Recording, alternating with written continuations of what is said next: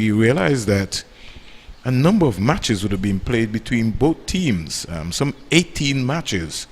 New Zealand have won 12, they've lost 4, and it's not been a good outing ground for the West Indies. Good afternoon and welcome to our coverage. Good afternoon, Vernon Springer. Kia ora to all the New Zealanders who are joining us, and wherever you are joining us this lovely afternoon, welcome. Interesting period of time here for the game. And just to let you know that today our panel will include Seth Burton, yes, and Ronnie Beck Ramdas. Yeah, that will conclude our panel today. And I just want to salute Auden Pilgrim, Donnie Sterling, Michael Rupawa, Macho Rajaram. Those are the guys who taking care of everything else behind the scenes to just make sure that, hey, we picture perfect out there for you right here from Antigua and Barbuda. Predictions. Well, you mentioned both teams playing 18 matches previous to this. Those 18 matches would have also included one no result. One no result and one tie actually between New Zealand and West Indies. The last time both teams met would have been in 2018, New Zealand home series. And they won that series 4-0. So, I mean, a rebuilding time for both teams as well. We would have seen a number of young players, a number of ODI debutants. And then also there's a number of these players from New Zealand who would have made their debut at Commonwealth Games earlier this year. So New Zealand have won the toss and elected to field first. And just to give you an idea, Stacey and King will give you the team list for both the West Indies and for New Zealand, and so you'll be able to give you an idea in terms of what is happening here in match number 1.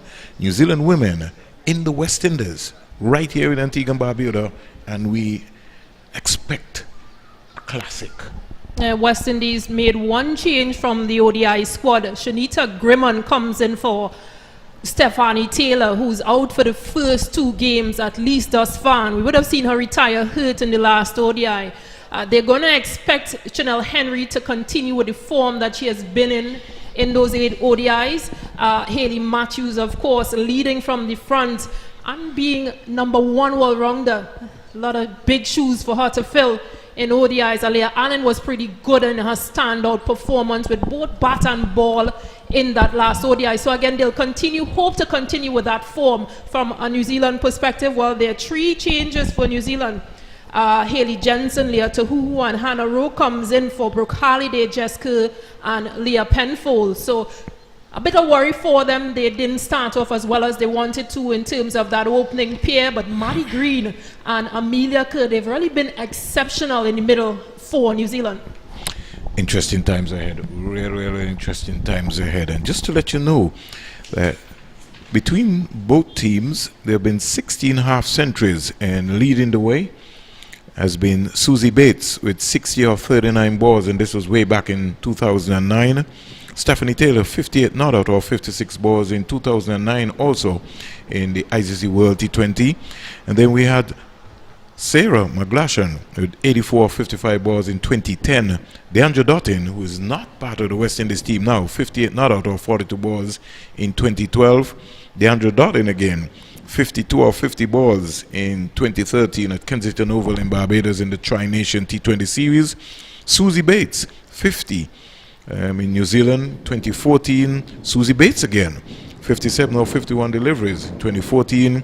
Deandra Dottin, 54 of 46 balls in 2014 in St. Vincent. Brittany Cooper, 61 of 48 balls in 2016.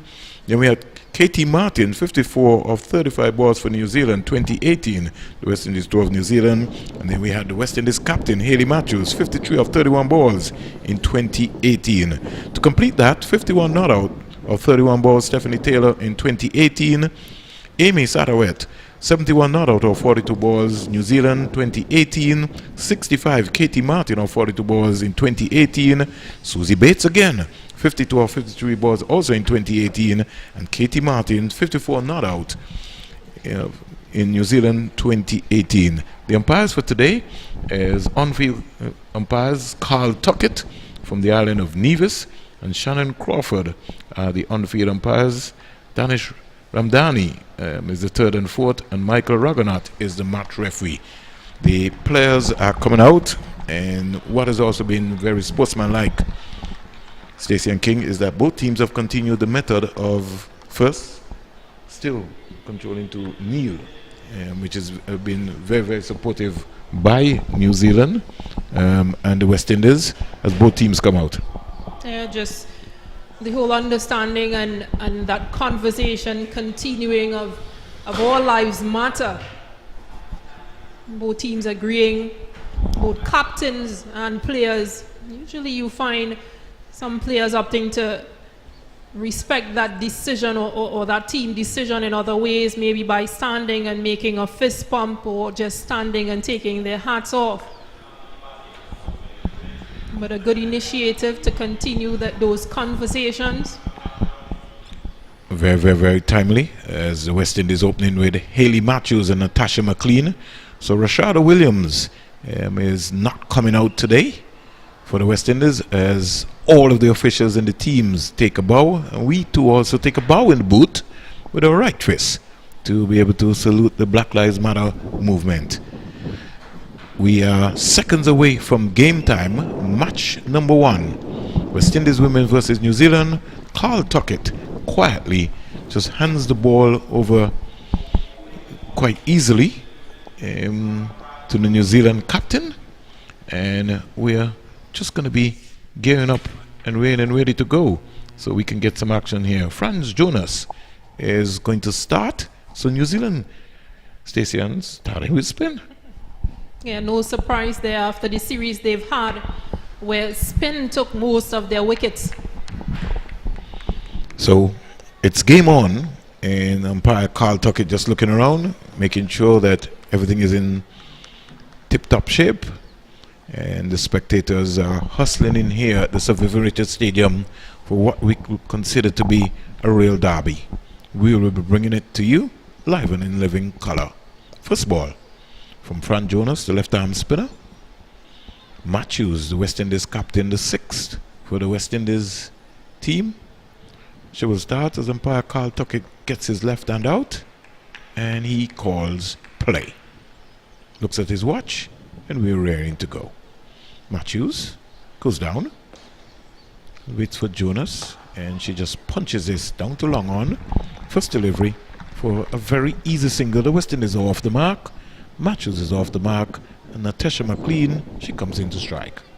And Fran Jonas being one of those players that I mentioned, made her T20 international debut at Commonwealth Games.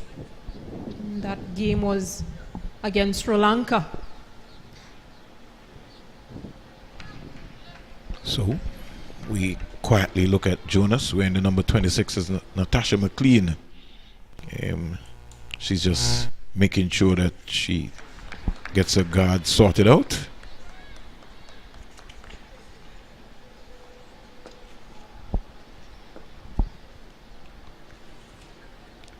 She gets the ball bang on target, and she's out leg before.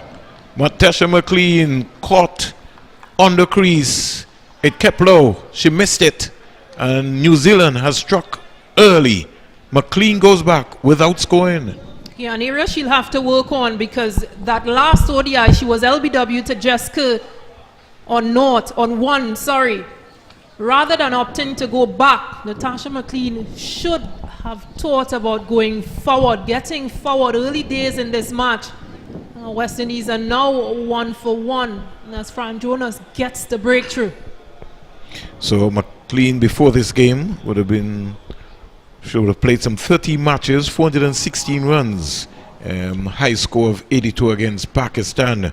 But today she's got to go back into the West Indies hut, out leg before. And if we can get our technical crew to just flick up that again, Stacey and King, so we can see in terms of what is going to be happening. I thought that her head, she lost the ball clearly with left arm spinner, and that I thought was a real worry for her, as we see a promotion here for her.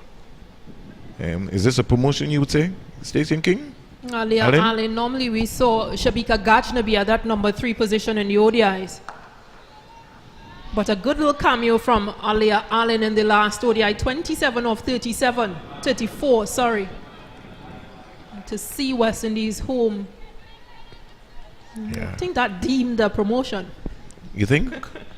This is her 16th game for the West Indies. Her high score is 18 in T20. Again, she is backing across to a good length delivery. They're going to have to be very careful because Jonas bowls a beautiful arm ball, and you got to keep looking at the ball. There's a lone spectator on the mound here at the Sir Vivian Richards Stadium enjoying the sun. Allen looking for a single, certainly that is not on, but I think it was just more or less intent. Hayley Matthews certainly, even though she was backing up, she wasn't even thinking about that. Yeah, a bit too close for comfort for Hayley Matthews. Into over number 1 and the West Indies 1 for 1. Natasha McLean, first ball, leg before to Frank Jonas, the left arm spinner. She's in now to both to Allen.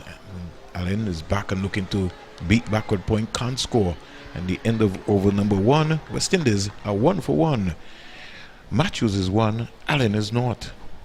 Yeah, Fran Jonas doing what is needed, and it's something we saw in the ODIs. They maintained, what New Zealand did is maintained a wicket-to-wicket line and forced errors from West Indies batters. Quite a healthy record for Hayley Matthews, and sometimes you hear the name Hayley Matthews and you say, wow, she's only aged 24. It sounds like she's been around for ages because she's played some 69 matches before this game. So this is match number 70 for her. 1,764 runs of 2,589 balls with a high score of 119. West Indies would need 119 here today.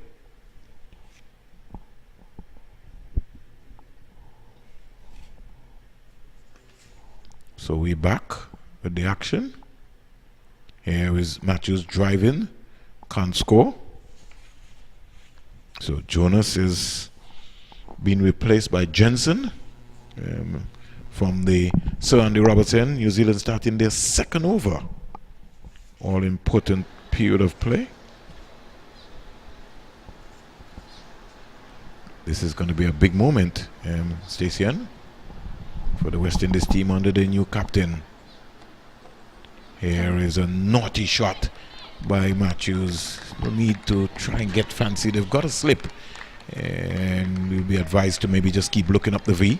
New Zealand starting with a slip. A backward point.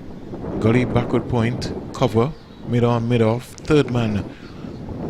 Short mid wicket. The traditional mid wicket. And a fielder on the deep backward square. As Jensen turns from this Andy Robertson. Goes past the umpire. Bowls to Matthews, who is thinking about it, turned and had it hit. Allen could have been in problem. The fielder at short mid-wicket came in really quickly and threw at the non-striker's end.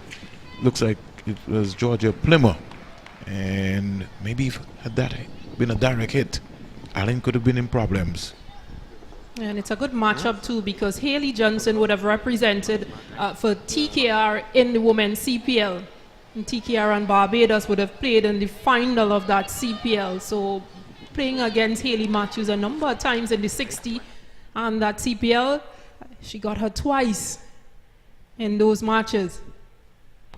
A little inducker there from Hayley Matthews, and she was sort of uncertain. She was feeling for it. She didn't get a big stride out, but she got a little bat onto it, and it raced down to the more or less short fine leg area. She got a single, and Allen will now face Jensen.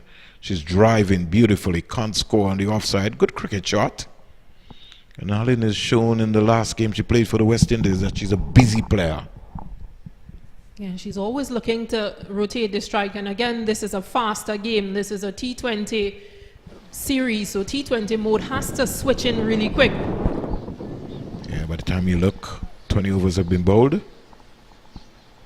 Jensen wearing the number 87 goes to Allen. Allen is back and just punching that past the gully and backward point. Hayley Matthews is turning blind, and she's got to be very careful. And they're coming back for third. A little hesitation there, and again the communication off, but she got in the end. They got 3 runs. Yeah, and again we see a relay throw, an attempted relay throw between the New Zealand fielders. Boundaries are pretty big. We still haven't gotten those dimensions. Yeah, something we have to work on. And for women's cricket, I don't think that we need the boundaries so big. If we're encouraging women to play cricket at the end of over number 2, 5 for 1, I really think that we really need to look at the boundaries, and especially here at the Sir Vivian Richards Stadium. They're huge. So 4 runs coming out of the second over. West Indies at the end of 2. They're 5 for 1. They've lost Natasha McLean without scoring.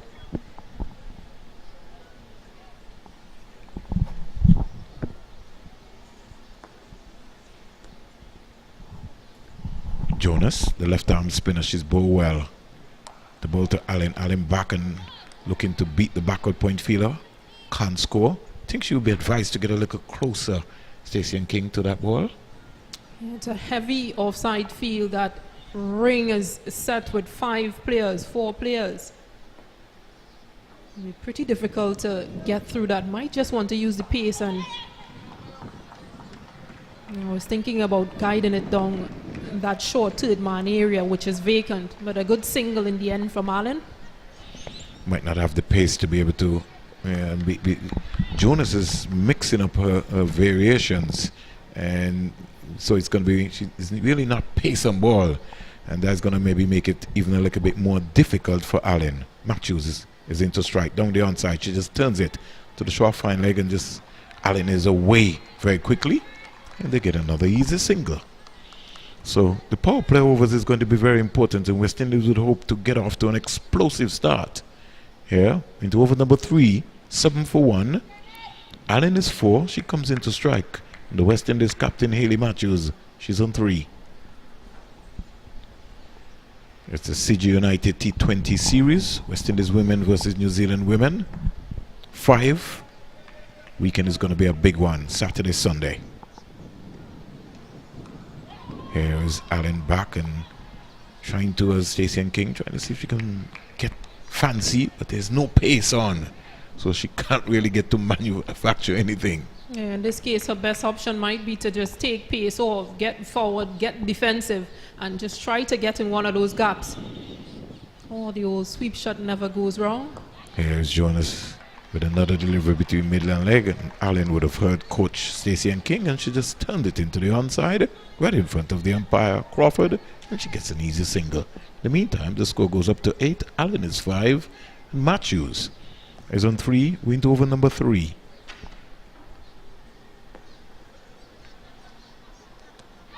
Here is a delivery, which is maybe sort of got Matthews into a little tangle, but she got a little inside edge onto it.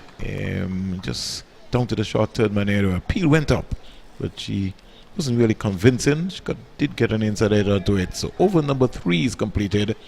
West Indies are 9 for 1.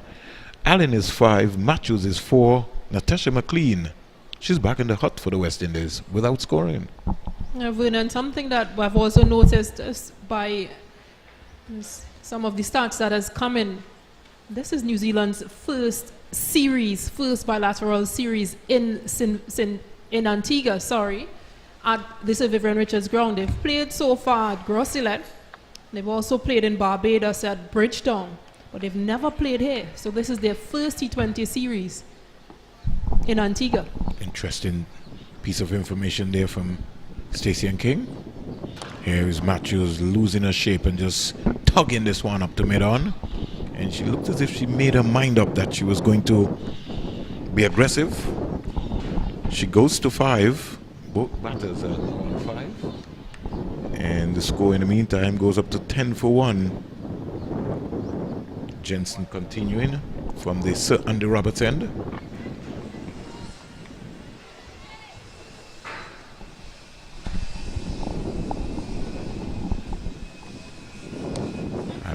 Flashing hard.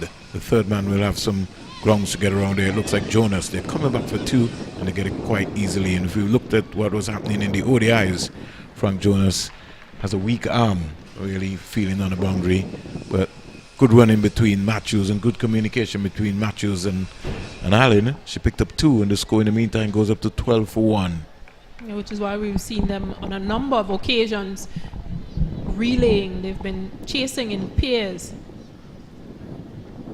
Jensen Turns, goes past the umpire Crawford, in now to both to Allen. Allen is driving straight down the ground. Lovely cricket shot for 4. Splitting the middle on the middle off and hitting the CG United boundary board. That's a lovely cricket shot by Allen. You got to hit the ball straight down the V.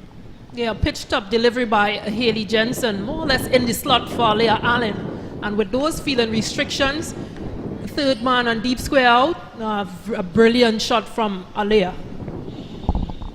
Let's see what the response will be from Jensen. Jensen to Allen. Allen is getting a naughty shot. No need for that. Stand up and punch it, find a gap. It's a good cricket wicket here at the Sir Vivian Richards Stadium. New Zealand bowling more. Jensen more or less bowling to a 6-3 field. Stacey and King. We've got at least almost like a semi ring of fielders inside the 25-yard circle for Allen. Jensen in the ball to Allen, and Allen is just nudging that. Haley Matthews got off a little bit late there, but in the end they got home quite easily. Yeah, I like this partnership. It looks, the running between the wicket, yes, there's been some good fielding from New Zealand, but it has been positive from Allen and Matthews. 17 for 1. We're into over number 4. It's a lovely day here. And this is game match number 1. Jensen to Matthews. Matthews is flashing hard. No pace on there. And he just came down to Jonas. The end of over number 4. The West Indies captain just looking a little frustrated and thought that she really didn't get the bounce that she wanted. She's on 6 and Allen is 12. Yeah, I thought if she left that ball, it might have been wide. I think that was her frustration going at that delivery. And swung away a lot from Haley Jensen. 18 for 1 at the end of over number 4. And just to let you know that coming up next will be the voice of Seth Burton and Rani Bikramdas as New Zealand continue to ring the changes here. And we'll see new bowler. Is this Liz Tahu? And she bowled with some pace. Stacey and King in the 50 overs.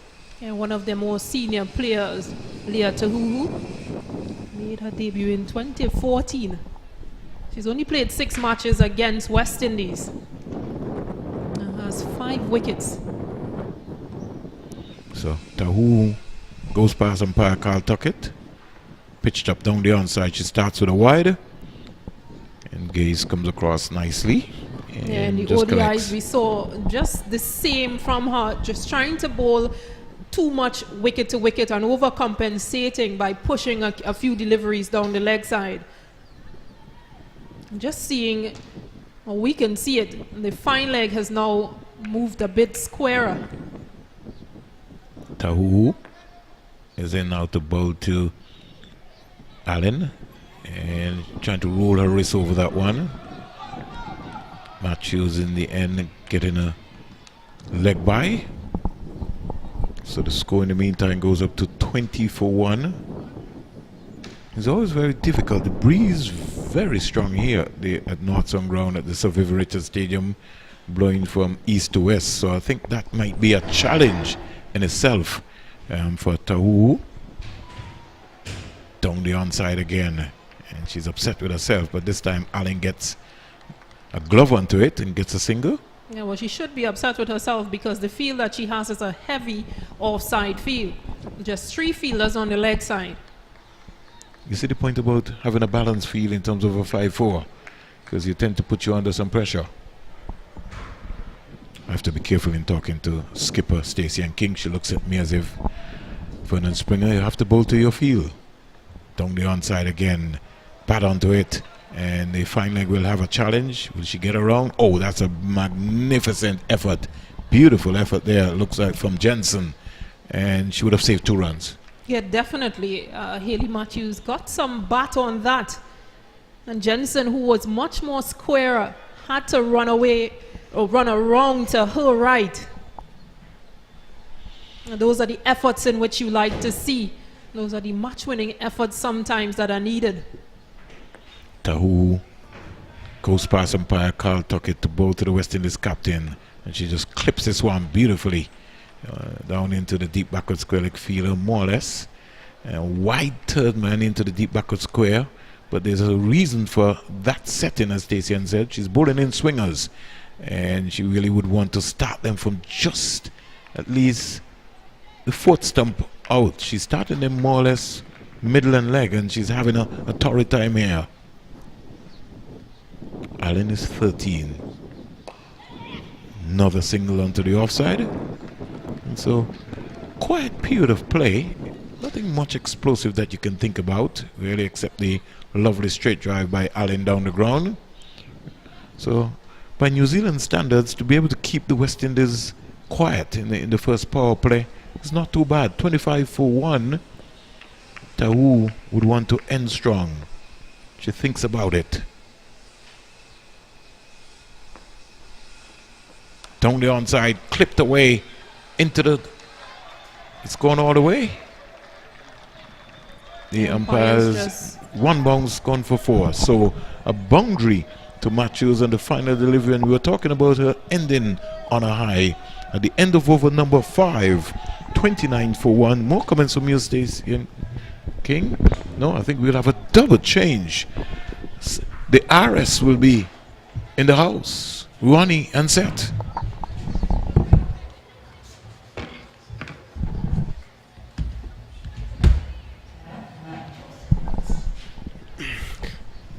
Thank you very much, Vernon. And nice, good afternoon to all our viewers. And I should say good afternoon to Seth. How are you, sir? Good afternoon, Ronnie. It's good to see, in spite of a tough first over for the West Indies, good to see some consolidation by this pair, and also New Zealand looking good in the field. So we're set for a good game of cricket. Yeah, definitely set for a good game of cricket. And we see a bowling change from the Sir Andy Roberts end. That's Rowe coming into the attack. So this delivery is just outside the off stump. And that's Leah. Let that one go to the keeper. So a decent start here for the West Indies, Seth? Yes, a decent start. I think after Natasha McLean departed in the second ball. And this one is a good delivery just outside that off stump in the channel that you want the bowlers to be bowling. It creates that doubt in the batter's mind. And this time, Aliyah just letting that one go to the keeper. Interestingly, I think what Aliyah has also brought to the table is the presence of mind to run quickly and keep the captain in good check with the run in between the wickets. Yeah, that's a wonderful feature of the game we saw this morning. Just pushing the ball into the gaps and getting that quick single, putting the fielders under pressure, and if there's a slight misfield, they're taking full advantage of it, getting that extra run. So that's excellent. And as you rightly say, Leah did it well, and we saw we'll see that's Henry. She did it very well, yes, in the ODIs. This one is hoiked away into the leg side. Is it going to go to the fielder? No, just short of that fielder at deep square leg. They're going to get 2 here. They come back comfortable for 2 runs. Yes, good initiative on the part of Allen. It may have been in the air for a while, but the intent, I think, was good. Going over mid-wicket. In fact, there is only one fielder slightly backward of square on the onside. That's the fielder on the onside on the boundary. So she saw the opportunity. Yeah, trying to take advantage of this final one. This one is wide, cut away, past the point. Fielder is going to run away into the boundary for 4. So that's another boundary there for the West Indies woman, and they are going along really nicely now. They're starting to motor along here. Motoring well, in fact. Yeah, Allen has been the one outscoring Hayley Matthews. That's a rare situation in the current setting of West Indies cricket. So it's good to see that she's feeding on the presence of the captain and taking that assertive approach. Yes, naturally aggressive is Aline, and she's taking full advantage of the loose deliveries. This one again is closer, guided straight or misfield there at point, and they're going to get 2 for a single. They're going to go for another. Yes, they're going to get 2 easy runs. Looking for the third. This is good here from Haley Matthews. Pushing earlier to get that third run. Excellent run in there between the pair. And that pushes the total on to 38 for 1 after 6 overs. A decent power play. Certainly a decent power play. You're going over a run per ball. You're going what at, well, 6.5. I think that's good. And the fact that they have only lost 1 wicket, that of Natasha McLean, they're setting a firm foundation. I think also a point that our colleagues were making earlier was the size of the ground. You know, it's a little bit above average. So I think the batters recognizing that they're seeking that opportunity to push hard for runs, and I think it is paying off thus far. Yes, excellent. Totally agree with you there. And taking full advantage of the dimensions of the ground. And that's what you want to see players taking advantage of the environment that they are in, using it to the max, as you would see. So another change in bowling, that's Pran Jonas. She comes back into the attack. Again, a good delivery into the pads. That's Aline looking to work this one into the onside, but not making contact. Good work by the keeper there in gathering that one to prevent any chance of a single. The point that New Zealand would not have played at the Seviv in a T20 before, I think, could well be a good advantage for the West Indies women. They would have played quite a lot here. Again, this time played into the onside by Aline. She picks up another single. She moves nicely on to 23 now. 23 from 23 deliveries, which is excellent. So it as you rightly said, Seth, it's setting that platform that is required for them now. And with power play over, the field is spread. It's easy for them to get that single, that double, and work the ball around. I think also what you're going to see, Ronnie, to bring another dynamic in the absence of Stephanie Taylor in this game, it is going to then mean that perhaps Matthews, the captain, may be playing the role of anchoring and trying to bat through. She's the captain of the team. She has to do that. Opening the baton, she would want to bat throughout, and if she can bat till the end, they'll give themselves a decent total on the board. So you can see with the New Zealand skipper, Sophie Devine, she's ringing in the changes here, constantly changes the bowlers around, not allowing the batters to settle, which is exactly what you want. This time it's Hoyt straight down the ground, past the fielder at mid-off, and it's going to run into the boundary for 4. So Aline continues that aggressive nature here, and it's paying dividends for the West Indies here. And they would want her to continue as long as possible. She moves nicely on to 28 from 25, Seth. Yes, getting another 4, and it was flat batted. She saw it, it stood up, it was not turning, it was not an arm ball coming in either, and she really had her sway. This time, tighter delivery on that middle and off line, and all Alea could do is push that one straight back to the bowler. And there's no run. So a good over there for the West Indies as the end of 7. It's 44 for 1 set. Yes, I think West Indies would be happy with that over. Aline, her confidence will continue to build. Captain Haley Matthews, she's as steady as you can think. What may be going in Sophia Devine's mind is what next should I do in terms of the changes, because we rightly said Jonas coming in for her second spell. In the 6th over, she had 2 at the start. It would be interesting to see if there is another change in bowling, but how well mixing up her bowlers would work for her team. I think all that may be going through her mind as we see some, the players having perhaps a little changeover in gloves, and they are just getting ready to resume action. Yeah, well, as you mentioned with Sophie Devine, she's ringing in the changes, so it's another change from the Sir Andy Roberts end. And it looks like Amelia Kerr, she's going to take up the attack now. The left-arm spinner who had a good ODI series with ball and bat. And she would want to continue that form here in the T20. And wide, cut away, just passing the diving fielder. That's Green, I believe, at point. Good work by the fielder on that point boundary, preventing a boundary there. So it's 2 more to Matthews. The score moves on to 46 now. Yes. So a bit short on wide there from Amelia. Yes, a pattern that we have seen. This one tossed up, and Haley Matthews' eyes would have lit up when she saw that one, but just letting it go as it dipped on her. I think the temptation was there, but the long off and the cover on the boundary may have been the reason why she didn't go full throttle on that. This one is guided to that fielder at point. No run. So keeping things quiet here is Amelia thus far. Down the leg side. Did it get the pad on its way? Yes, it may have taken the tie pad because it would have been a wide, but it's Haley's approach. She's batting outside of off, in fact. All her stumps are exposed.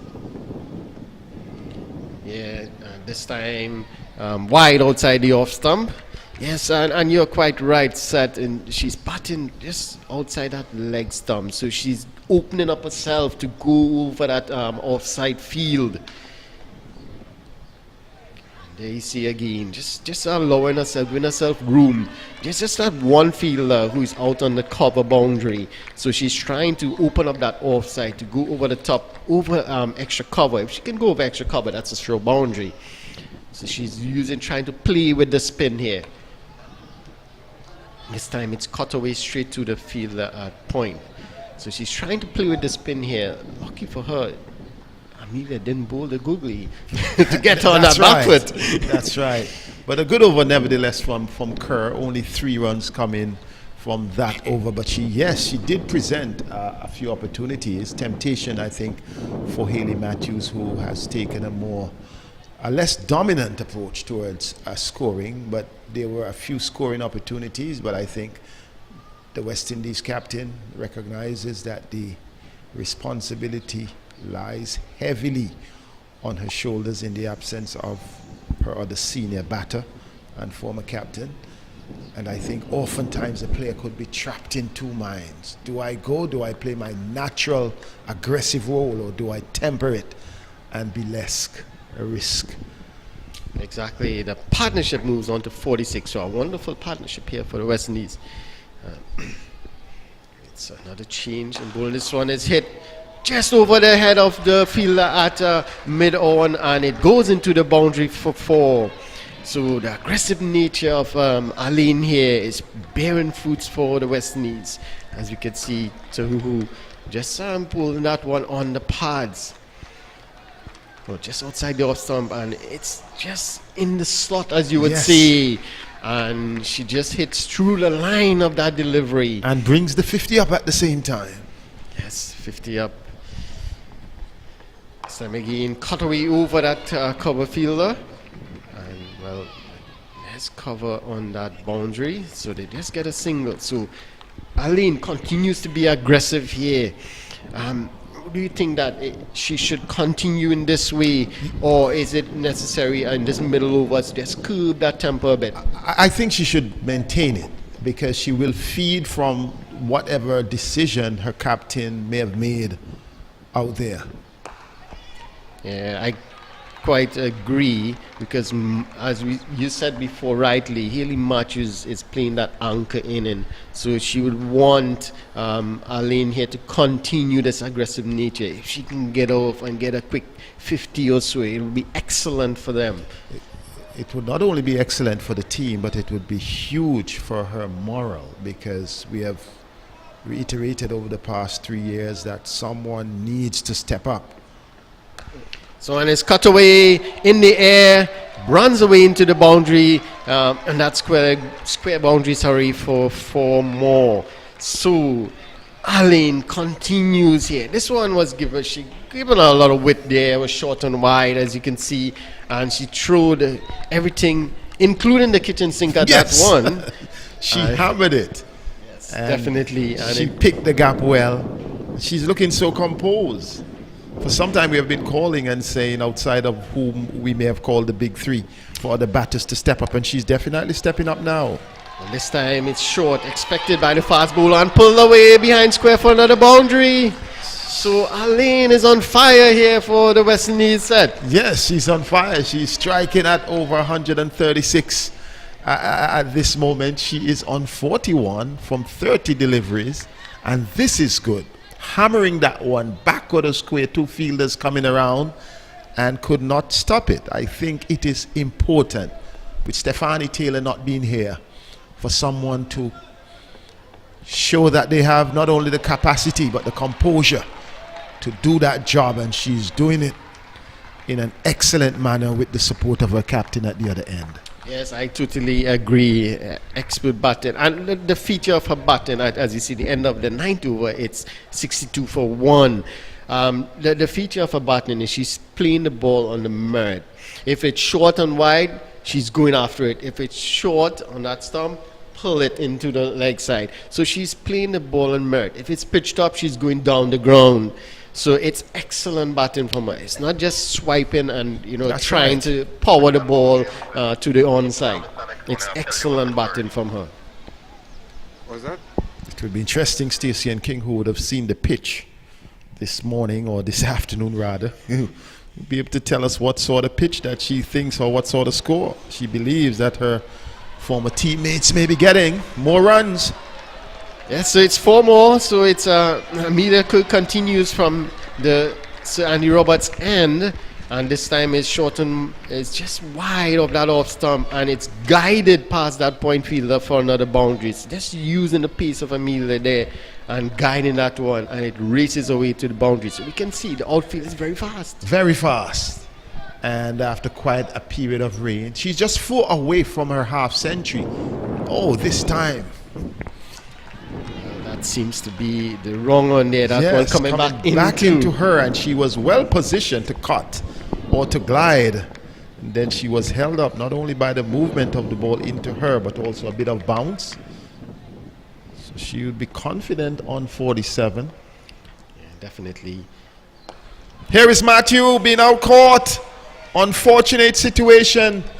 Going and really opting to drive. Looked as though she wanted to loft the ball over the extra cover region, but she was caught right on the circle. West Indies losing the most critical wicket of the innings. Captain Haley Matthew going for 15, pitched up nicely, drove it, full-blooded drive, but straight into the path of the fielder who is celebrating Bates. That's Susie Bates, yeah. A big break for New Zealand. That's a huge wicket for them, a wicket that they wouldn't have expected. But we saw in the previous over from Amelia Kerr where Haley Matthews was trying that same shot over and over, and she didn't make proper contact. This time, again, pulling away, looking to make room to go over that offside. But this time, didn't get the elevation that she wanted, and it went straight to that fielder at extra cover, who took an easy catch there, Susie Bates. So, good breakthrough there for New Zealand. Yes. Broke a 66-run partnership from Haley Matthews and Leah Aline. So an excellent breakthrough for them, and this would give them some confidence. And in the 10th over, 67 for 2. Is that? Yes, much confidence. Kerr would have been happy because she was just earlier being struck for 4. She would have thought that she had something to offer, and we saw in the previous over that she was trying to entice Matthews. Now on this occasion, she was able to not just entice, but she was able to take that wicket. And I said how critical that wicket is. Not just that she's the captain, not that she's just that she's the best batsman, but with a temper, the aggressive approach that we have had from Aline. However, she's joined by Chidi Nation, who is by nature that sort of player. Yeah, and if you look at the West Indies batting lineup, all the batters coming down are naturally aggressive batters, and it says well for them in this T20 format. So they are going to come at you as a bowler. You're going to get aggressive batters coming in one after the other. So they're going to come at you very hard. Let's see. It's Amelia. This time, Nation just pushing that one into the offside. So you can see a little pep in the step of the New Zealand fielders here. They feel they're in with a shout now. If they can just restrict this batting lineup a bit, strangle them in this middle overs. The difference you may find, though, in the approach, whereas Aline, as you mentioned, would be going both off and onside and also hitting down the ground. You already see Nation's intention of going across the line and across the spin, not the trajectory of the delivery. Again, pushing this one into the cover region. Susie Bates is there. They get a single, and at the end of 10, it's 68 for 2. And we're going to have a double change here with Vernon Springer and Stacey Ann King coming into the commentary position.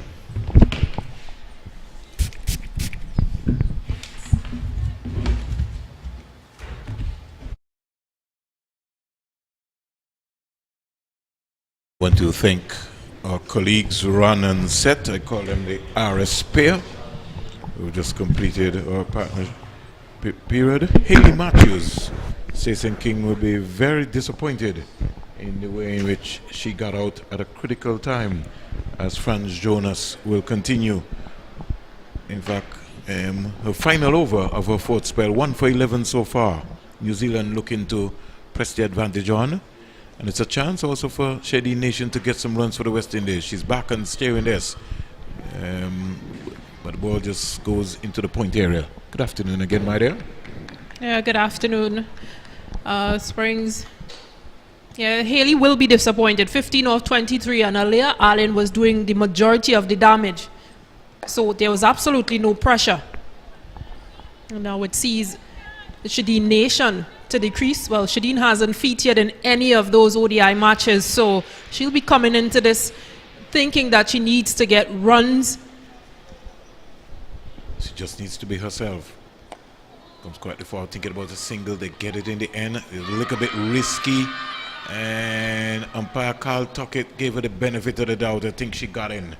But I just thought that she played that just a little bit too hard. Stacey King to the short mid-wicket area. And she's a player who goes hard at the ball. Yeah, as we see that review, oh, she's actually gone. But umpire's decision, they unfortunately don't have TV reviews, or else this could have been a different story for West Indies. It could have been 69 for 3. Could have been. Or 68 for 3, because that run was completed. Jonas to Allen. She is back inside the edge, and she was in two minds there. Was neither forward nor back. Got an inside edge, and lucky not the ball not to have gone on onto a stump. She's got to be a lot more tighter. I think she's really now thinking about the half century and the loss of Haley Matthews, who will be playing with her mind. I should have been talking about saying, hey, let's just bat all of the overs. Nation is going across the line. She's out bowled. A poor shot by Shady Nation. Yeah, I was mentioning that she hasn't played in any of the games and given an opportunity in this first T20, because possibly thinking that she better suits this type of cricket. But just look at this from Shady Nation facing her her 8th ball. Plays across the line, swing on a miss. And Fran Jonas picks up her second.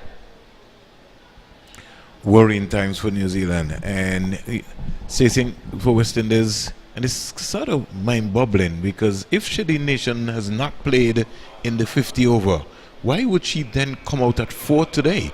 I would have thought that it would have been more suitable to send a Kashana Knight, the left-hander, especially losing Haley Matthews, the captain, and with the momentum that Allen has been exhibiting so far. I just think possibly in their defense, Stephanie Taylor not featured in this series, and again, this is a rebuilding team. This is a number of positions that they've now got to fill. So Honestly, I'm not too hard on them for sending Nation at that position. I just thought her application should have been better. She's played a number of matches, so she's not a junior player. She's a senior player for West Indies. Great point by you, Stacey and King. And out comes Kashona Knight. Kaishona Knight, well, she's playing in her 100th international match and 50th T20 match for West Indies. Yeah. Jonas over comes to an end. West Indies 70 for 3 after 11. Yeah. Jonas picking up some 2 for 13 so far from her 4 overs. So she would be, on any given day to get 2 wickets for 13 runs. Very, very, very important period of play here. The pressure continuing here on the West Indies. Their current run rate is 6.36. And Allen approaching a half century.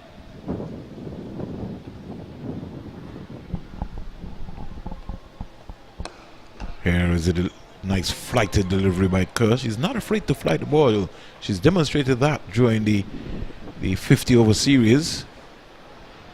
Allen, she's on 48. She gets back and cracks that out to the sweeper. And she'll get 1. And she's contented to stay on 49.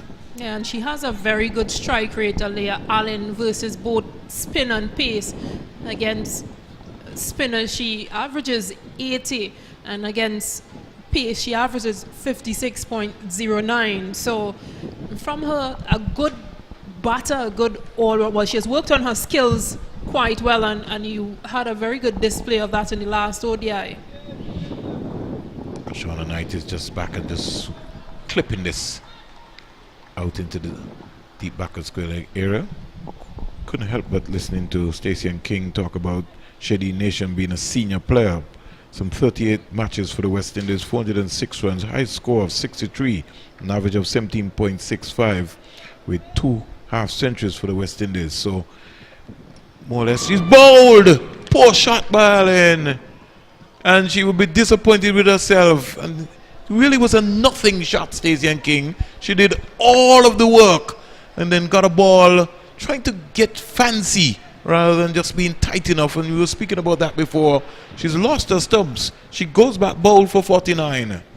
Yeah, she'll be disappointed. Her highest T20 score, Leah Allen, that of 49, really missed out here on a half century by trying to go back to guide that delivery. Rather, might have been better to play a bit more in front of her. But Amelia Kerr makes the breakthrough again. So spin being the vital supply, more or less, for New Zealand once again.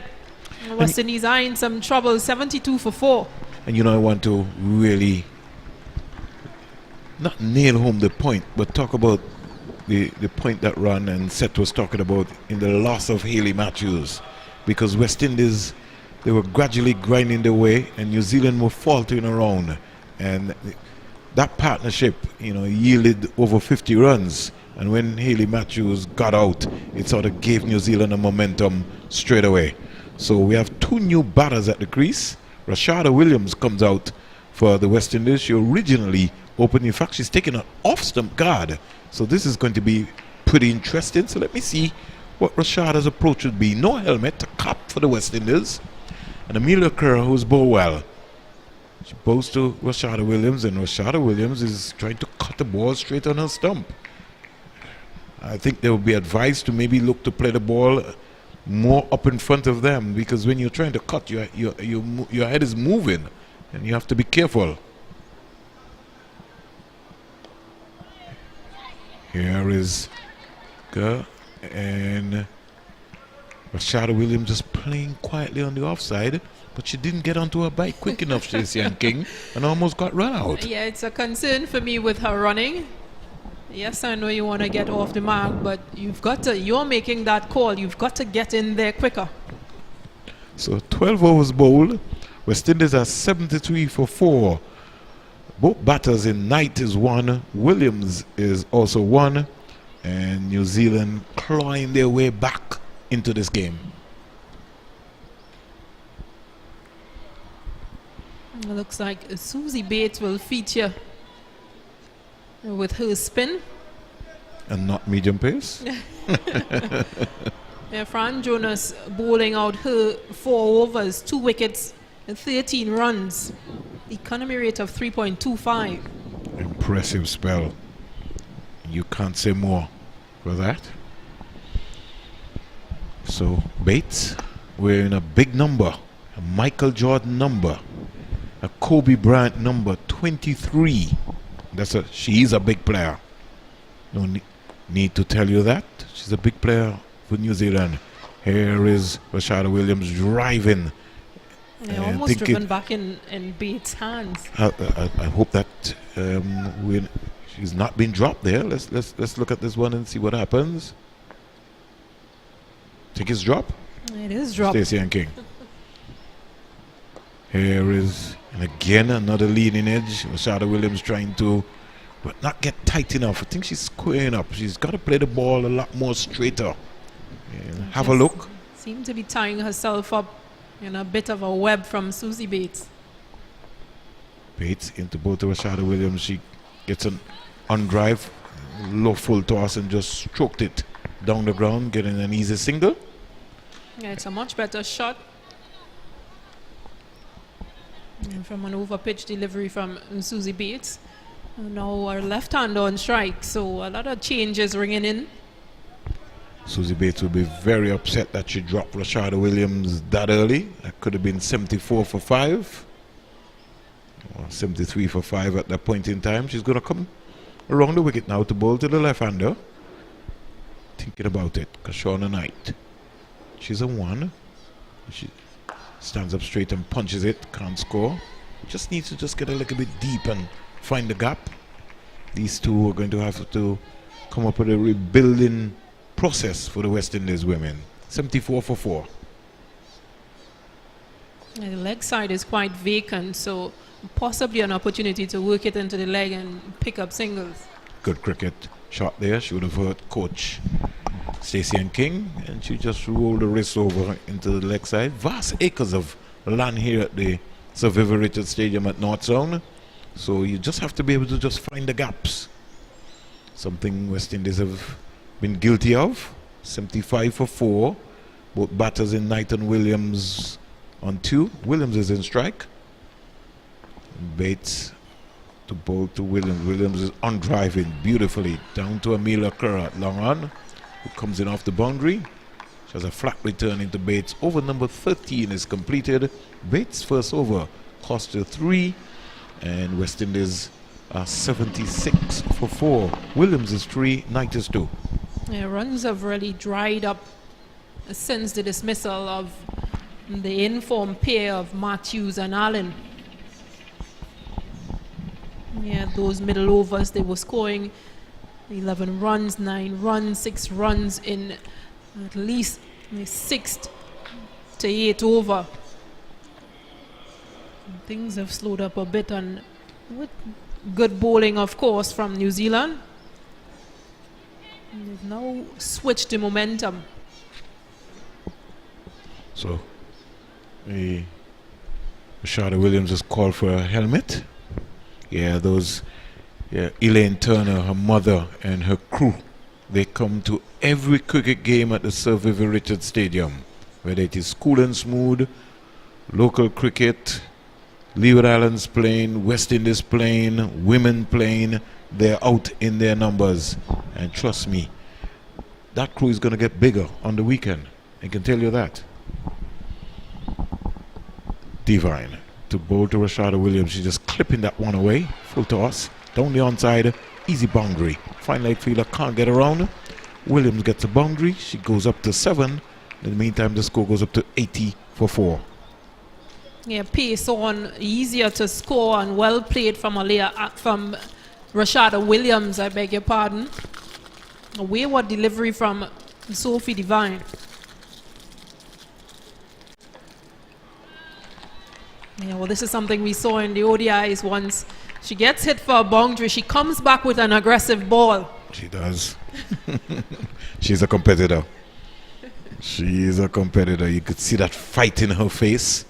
And she would have played with a number of the West Indian players, including yourself, Stacey and King, around the world. She doesn't back down. Rashada Williams is just turning that delivery into the square leg area. And they get an easy single.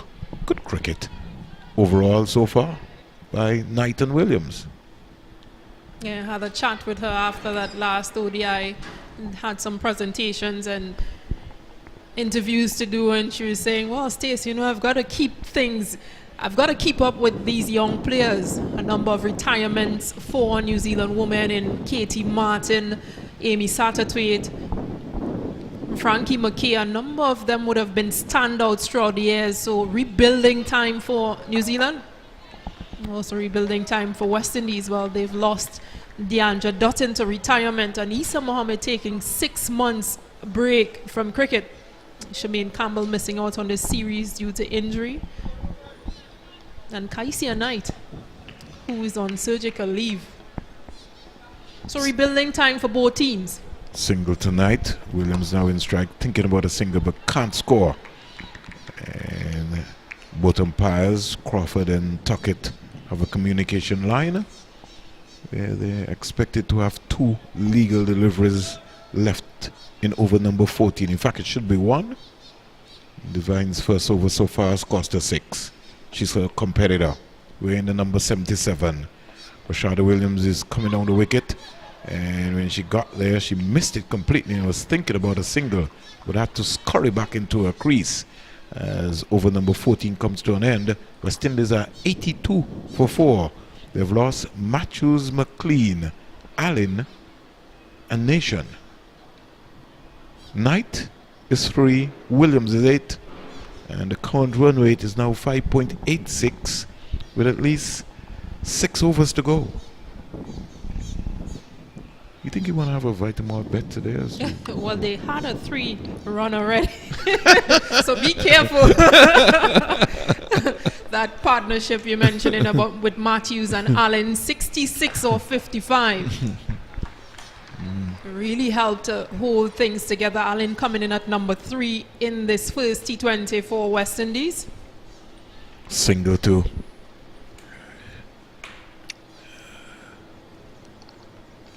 Kashana Knight. And let's see what the field placing will be like for Rashada Williams, who wants to get aggressive. Knight is 4, Williams is 8. She's facing Susie Bates. Bates into Knight, Knight to Bates, to Rashada Williams, who is on driving.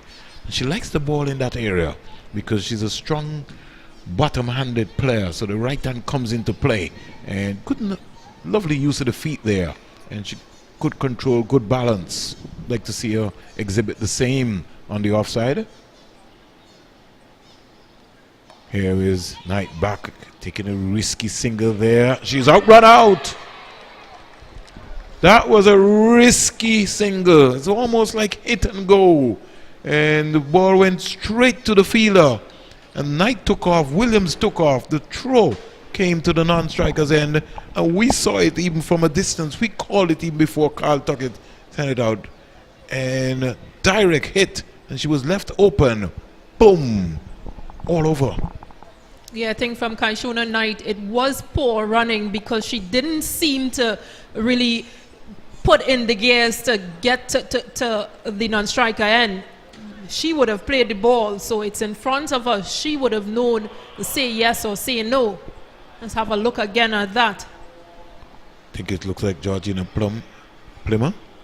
Beautiful. You practice these all day, Stacey, and you know that. You've been in a number of encounters like that. No, and good awareness as well from Plymouth to pick up and throw to the non-striker end, because she would have realized that Kaishona and I took off late because she was still ball watching. I wonder if she's missing her sister. Didn't look herself. In the first game, at the 50 overs, she really batted well, but after that, she's really not looked herself. Here is Williams driving down the ground, and in comes the informed Chanel Henry. Let's hope that her form can continue from the 50 over series. She has improved her batting, Chanel Henry.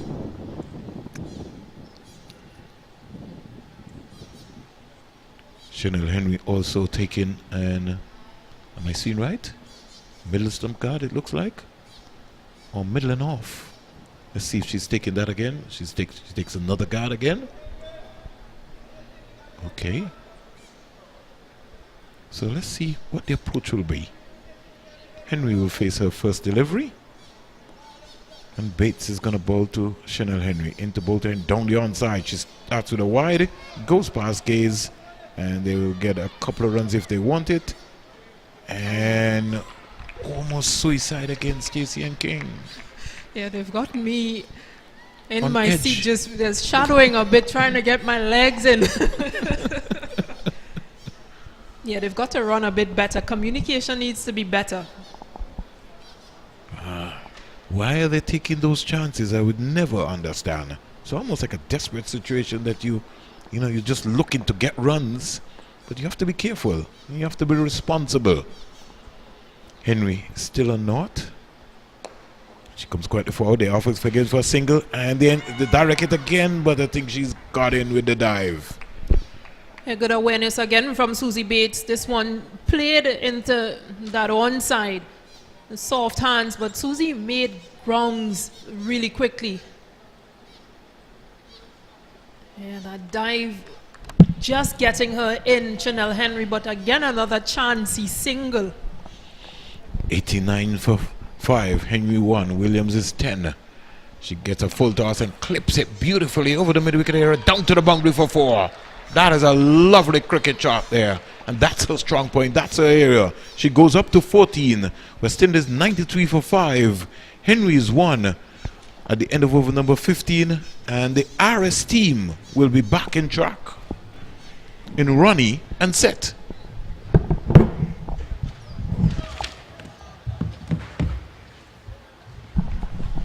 Thank you very much, Vernon and Stacey.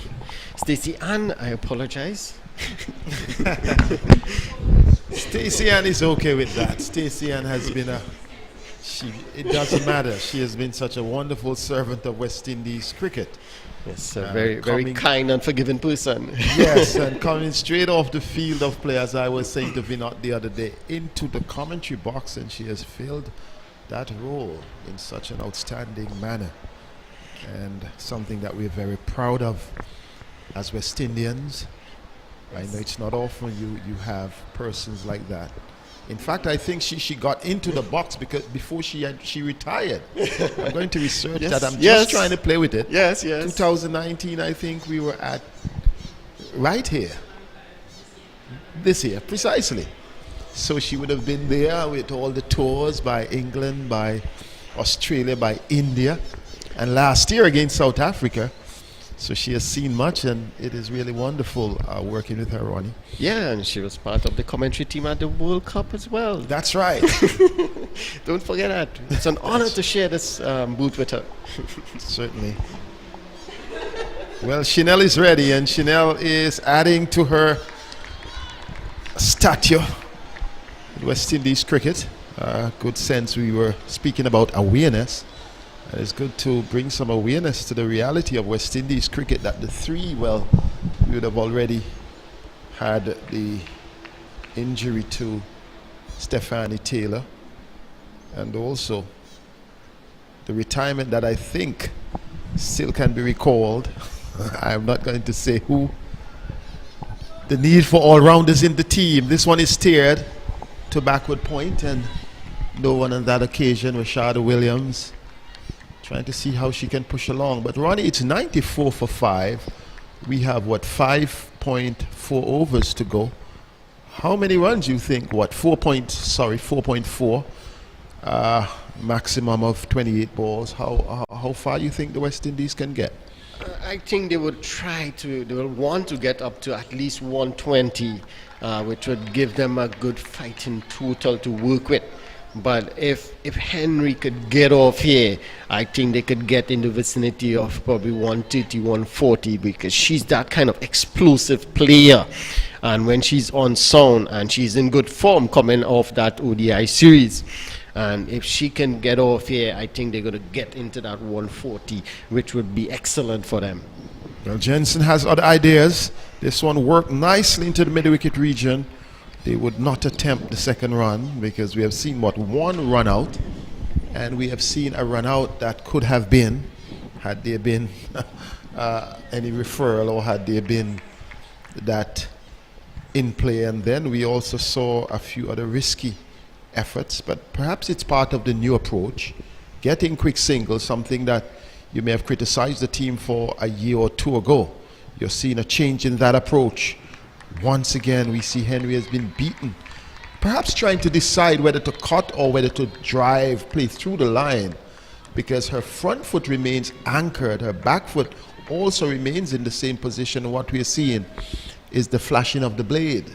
So she would need to decide whether she's going to back away and cut, or whether she's going to step down and go through the line, Ronnie. Yeah, and it's smart bowling here by Jensen in terms of it's just back of her leg, not allowing her to come on that front foot and hit down the ground where she's so strong. And it's not short enough where she can pull. I think that may be really the trick of the trade. She is not short enough to cut or pull, not up enough to drive at your will, so making the adjustment may be the challenge. So 96 for 5, 4 overs remaining.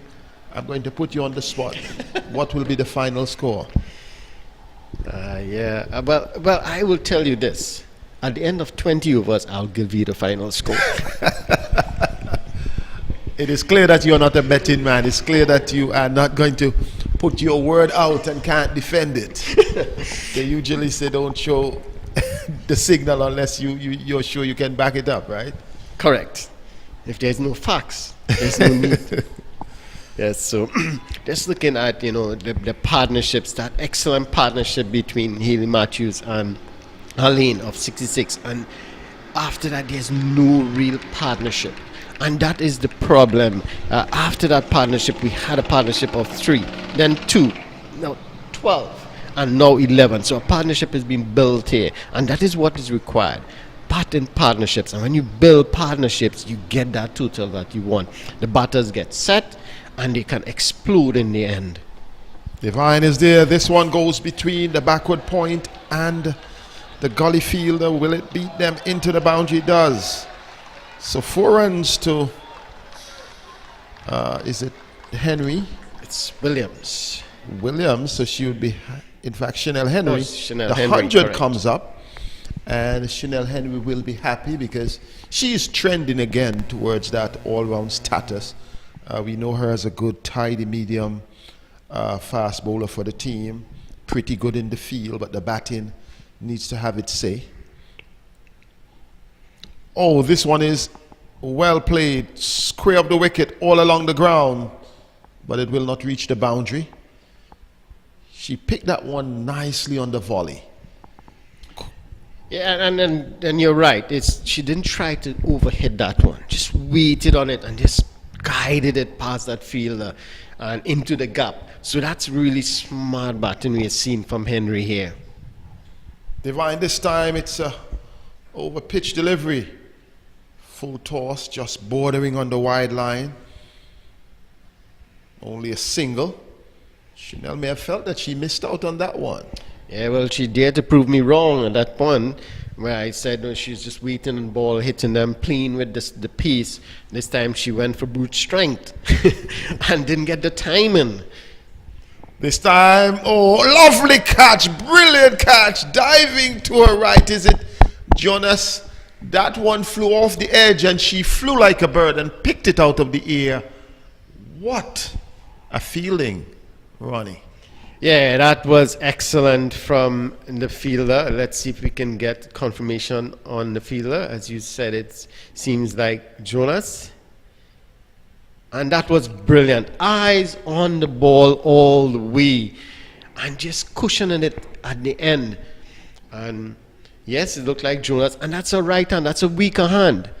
So that's very good. And good technique in terms of cushioning the ball. And not only that, the fielders, you have a tendency when you drop to the ground and your elbows hit the ground, the ball tends to pop out.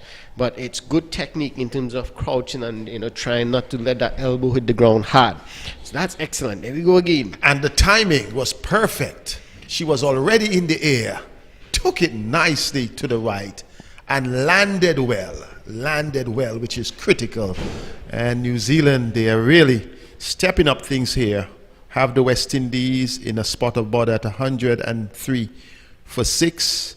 Williams departing, and Henry now would be the one perhaps want to take it over. Karishma Ramharak, more known for her steady off-spin bowling, comes out with Chanel Henry. Henry drives at that, trying to go down the track.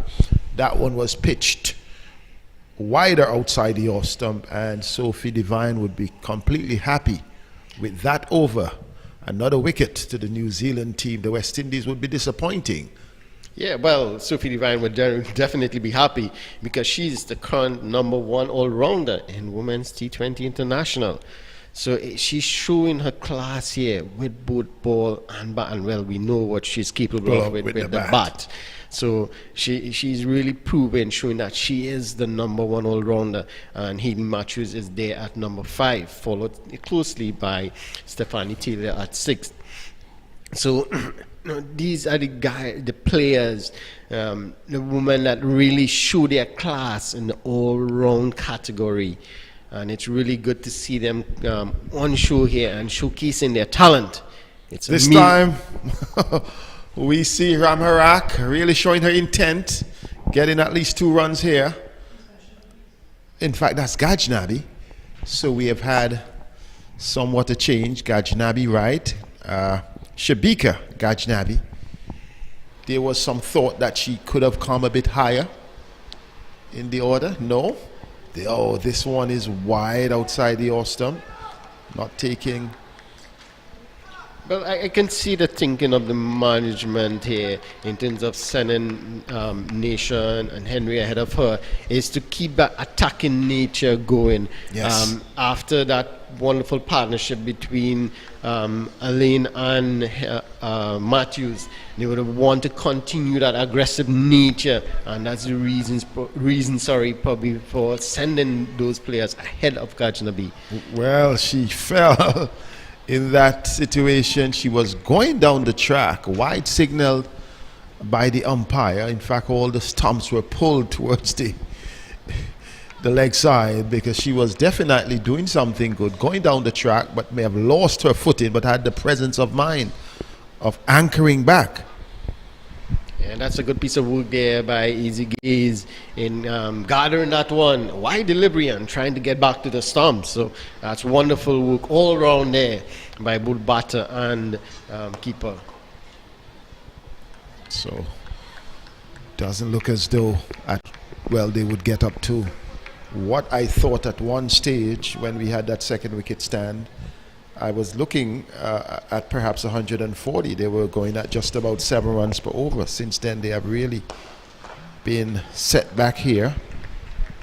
Well, as you mentioned, the partnerships, no real partnerships after that wonderful partnership up front. And that has been the main reason, a procession of wickets here. Excellent bowling, excellent fielding by the New Zealanders, and they kept the pressure on. And the partnership had a mixture of good hitting, good running, and consolidation after losing the first wicket on the second ball. This one is out caught once again. Chanel Henry trying to drive through the offside. It was a delivery pitched and going further away. And here was she driving loosely. The catch has been taken by Devine. So Kerr gets another wicket, and the West Indies losing their 7th wicket here. A comfortable catch in the end, taken low by the New Zealand captain, and West Indies really in dire straits. 107 for 7.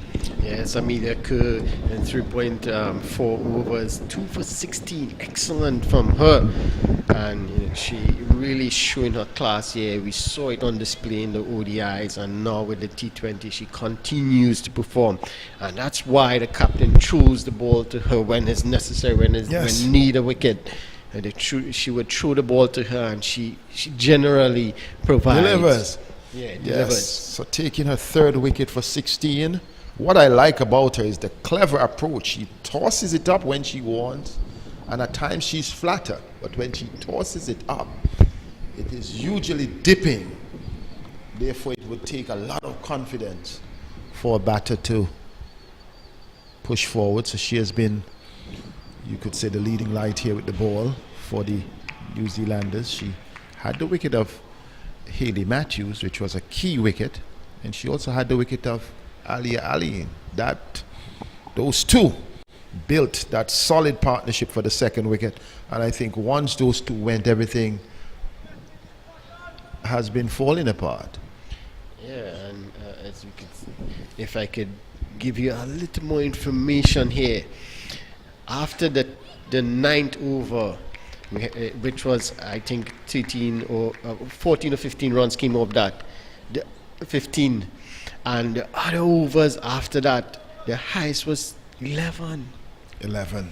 Can't build like that. You cannot Has build to like be that. In You're partnerships, you have to support each other and understand who will play the lead role, so that when you get to over number 15, then you could have a charge. But now we're at the end of over number 18, and it's still 107 for 7, and only that outstanding innings of Ali of 49 really would stand out in the minds. Everything else, a few other players getting into double figures, but the bowling of Kerr and in fact the entire New Zealand team, I think they have done very well in terms of the bowling, in terms of the out cricket. Now it's down to Gajnabi and Afi Fletcher to see what they can do for the next 12 balls. Yeah, well, it's Divine. She's going to continue here. And this one is hit in the air, straight to that fielder at long on. And an excellent catch. Easy catch in the end for Amelia Kerr. And that's the end of Gajnabi. She tried to be aggressive, which is not her natural game. So she was out of her element here in this innings. And you saw it a couple of deliveries before where she tried to go down the ground and she looked uncomfortable. She looked out of character as such. And that led to her demise, and another wicket for Sophie Devine, and another wicket for New Zealand. West Indies now 107 for 8. Yes, they're a long way off. I guess that's why you did not do any projections. I was looking at, if I could cut you across, I was looking at around 120, but I think that's far away now. I'll be honest with you, at the beginning of the game I was saying, okay, West Indies batting, no Stephanie Taylor, 120 would be competitive. But when I saw that partnership, especially with Hayley Matthews not being the dominant factor in the partnership, it was Alia Allen, I said to myself, okay, it looks as though it could go to 140. The batting of the two made sense, but the question is, after Matthews would have gone, how would it have impacted the team psychologically? And it has proven to be the team's downfall. Yeah, she's that one in that middle order to really hold the team together, and she's not there now. But a few other players had the opportunity to step up. That's right. And some of them, Aline, we saw grab that opportunity, but some of the others did not. Fletcher gets an edge. The ball goes down to third man, a single. And it will bring Selman, who has just come to the wicket, on strike. So West Indies here would like to step it up, but the challenge here, only one wicket remains, well, after this pair. So are you going to take the risk of hitting out, or are you going to just try to play out the overs? Well, I think they would want to try and battle the overs here. There's no point in trying to go and hit out, and you run the risk of not batting out your 20 overs. You might as well try to see if you can get some singles, work the ball around, as you see Fletcher doing there. Sorry, that's Salman doing there, in working the ball into the outfield and at least get a runner ball if possible. And you will get that odd bad ball that you can put away. But if you can at least get a runner ball from here to the 20th over, it take you closer to that 120. Fletcher drives just short of the field at mid-awful, direct hit. The umpire's there, she's given out. Once again, the New Zealanders being so accurate with their throw. Wicket number 9 goes down. And we're seeing clinical cricket by the Black Caps. Yes, excellent fielding again. And it was a chance for a catch. She stood back. she didn't take that opportunity to go forward and dive for the catch. She stood back to wait on it on one bounce. And there you can see, direct hit, not even close. Not even close. But one of the other factors, she was tapering away from the stumps, and I think anticipating the throw coming in rather than going straight, tapered off to the left, and at the end of the day, she was easily beaten. An excellent bit of fielding by, is it Bates? Oh, it looks like number 5, which is Green. Yes. Green, really. Yes. So the New Zealanders have been excellent in the field. A wonderful catch we saw by Jonas. A couple of excellent runouts, hitting the stumps direct. So let's see if they can finish this here. Well, we see intent there on the part of Selman, on the knees, looking to play that one through the covers. But Divine, she is so focused and has this so well calculated. Yeah, 2 for 15 in her 3 overs thus far. This one just outside. Well, I think she was lucky to get away yes, that one. I would see it. just outside the wide line. But just remember, Seth, it is a guide. That's right, it's a guide. And it's also a guideline the for umpire them. might be saying the player was well anchored on the stumps, didn't make an effort to get close. And she completes what would be her spell here, because her 3 overs, 2 for 15, are doing pretty well. Amelia Kerr, the key person's 3 for 16, and our spectators here will be enjoying their view of things. It's a cool day here at the St. Richards Cricket Grounds, Cricket Stadium. Pretty much overcast, and 1 over remaining. 109 for 9. Selman is on 1, and Ramharak yet to get off, yet to face get the off ball. the mark. My first impression of her, it was bowling. I saw a little bit of Sunil Narayan in her approach.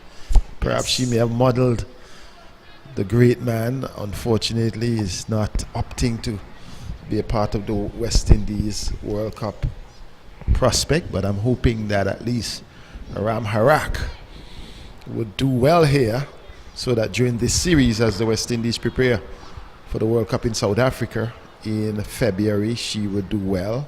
I'm seeing some good young ones coming out of the New Zealand team as well. The final over starts. Driven. The ball takes the outer part of the bat, and they're coming through for 2. 2 runs, quite premium runs at this stage. 1-1-1 for 9. Yeah, well, a good point you made there with Ramharak, and she seemed to be really modeling herself after Sunil Ryan, because she bowls right arm off spin and bats left hand as well. Yes, even the statue, the posture, the physique, a bit on the leaner side. This time she swings at that. They're trying to decide whether to go or not, but rightly so. Decided against it. Good decision. That would have definitely been a run out there. I don't think Salman would have had any chance of reaching the striker's end. Not at all. So both teams continuing to build or rebuild. What I like about this New Zealand team, that's a lot of people felt I think there's more bat on that. Let's see. The umpire signal, no, it's leg by. Leg by. But I think she was well across the pitch. If we have a look at it, she went right across. Well, it did.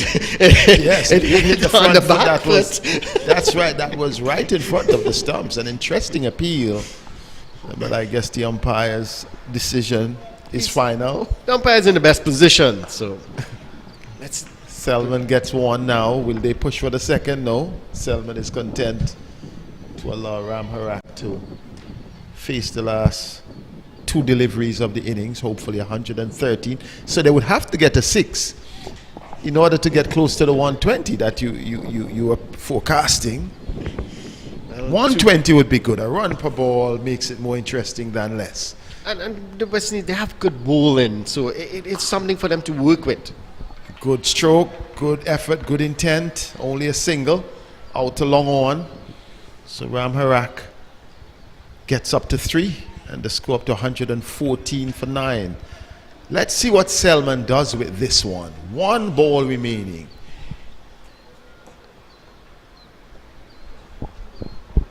Shakira Selman. Oh, she pulls it down. It will be a single. Will they come back for the second? They are charging for the second, but will they beat the return? No. Selman has been run out. The West Indies have been bowled out on the last delivery of the innings for 114.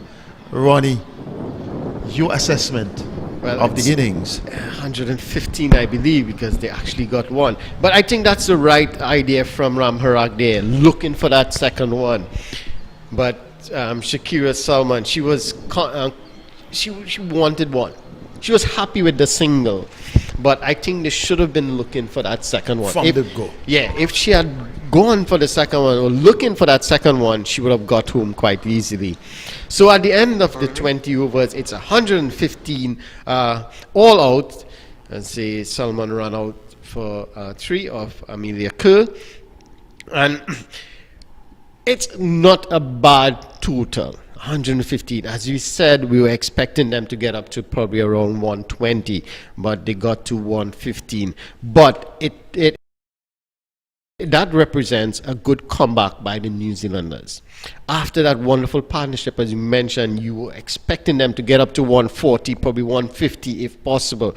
But tight bowling, excellent fielding, wonderful catching from the New Zealanders, pull things back in terms of restricting runs, picking up wickets constantly, and they pegged them back to 115. And let's look at the batting card. Aliyah Allen stands out with 49 from 37 deliveries. She was really in vintage form. Hayley Matthews 15, also 15 from Rashada Williams. And the only other person to get double figures would have been Chanel Henry. So by and large, not a good performance by the West Indies, but an outstanding innings from Aline, an outstanding partnership for the second wicket between Aline and captain Hayley Matthews, but it fell away once the captain would have gone. Aline perhaps not responding, recognized that the support may not have been there. I think got a bit anxious at the end of the day being bowled. But the New Zealanders,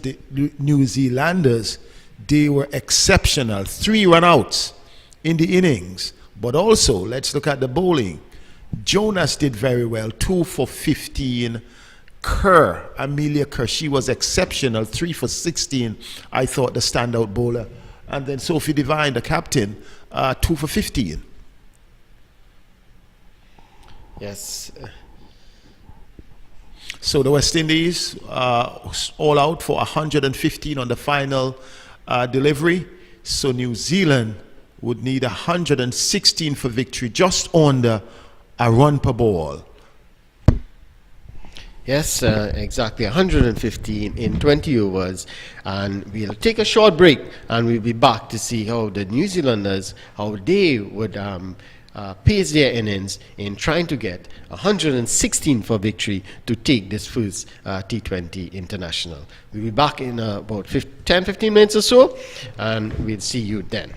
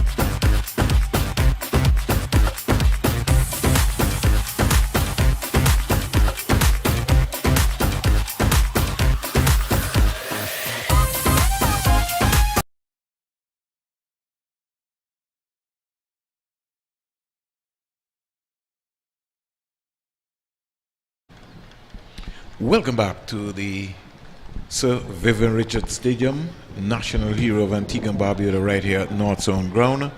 And the stage is set for an exciting finish. New Zealand would need 116 runs, and the highlight so far of the West Indies innings has been Alea Allen with 49 from 37 balls, 7 boundaries. And in the West Indies innings of 115 all out of 20 overs, they only were able to hit 11 boundaries. Amelia Kerr, 4 overs, no maiden, 16 runs, 3 wickets. Fran Jonas, 4 overs, no maiden, 13 runs, 2 wickets. And Sophie Devine, 3 overs, no maidens, 15 runs, 2 wickets. Those were the wicket takers. Steffi, and New Zealand used 7 bowlers.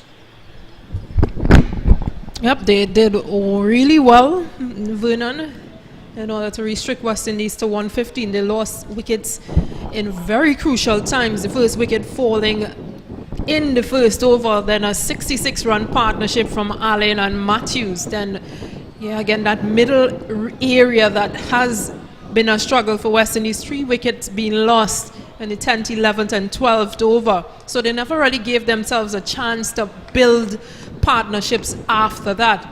I think more, they've fallen short by at least 10 to 15 runs. And that's from my perspective. But it will take some bowling. They've got a number of quality bowlers as well. Alea Allen taking her run-up.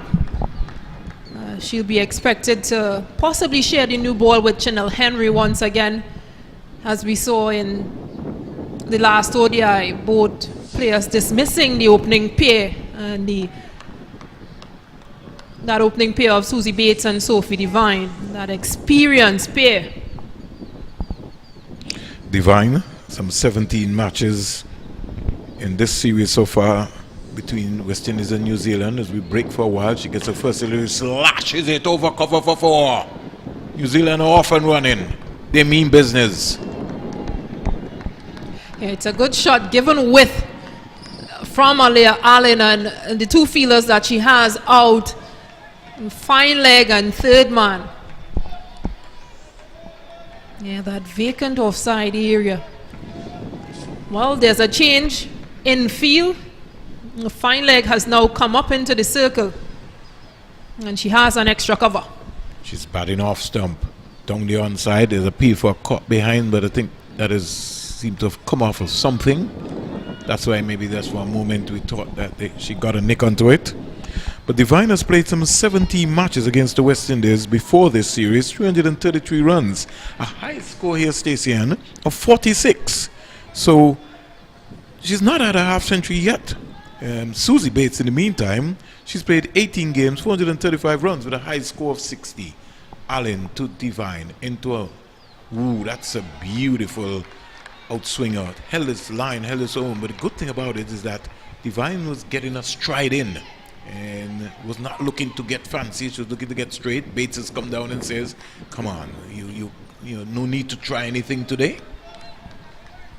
DeAndre Dottin and Taylor, who'd have been missing, 306 runs from 13 games. Taylor out injured.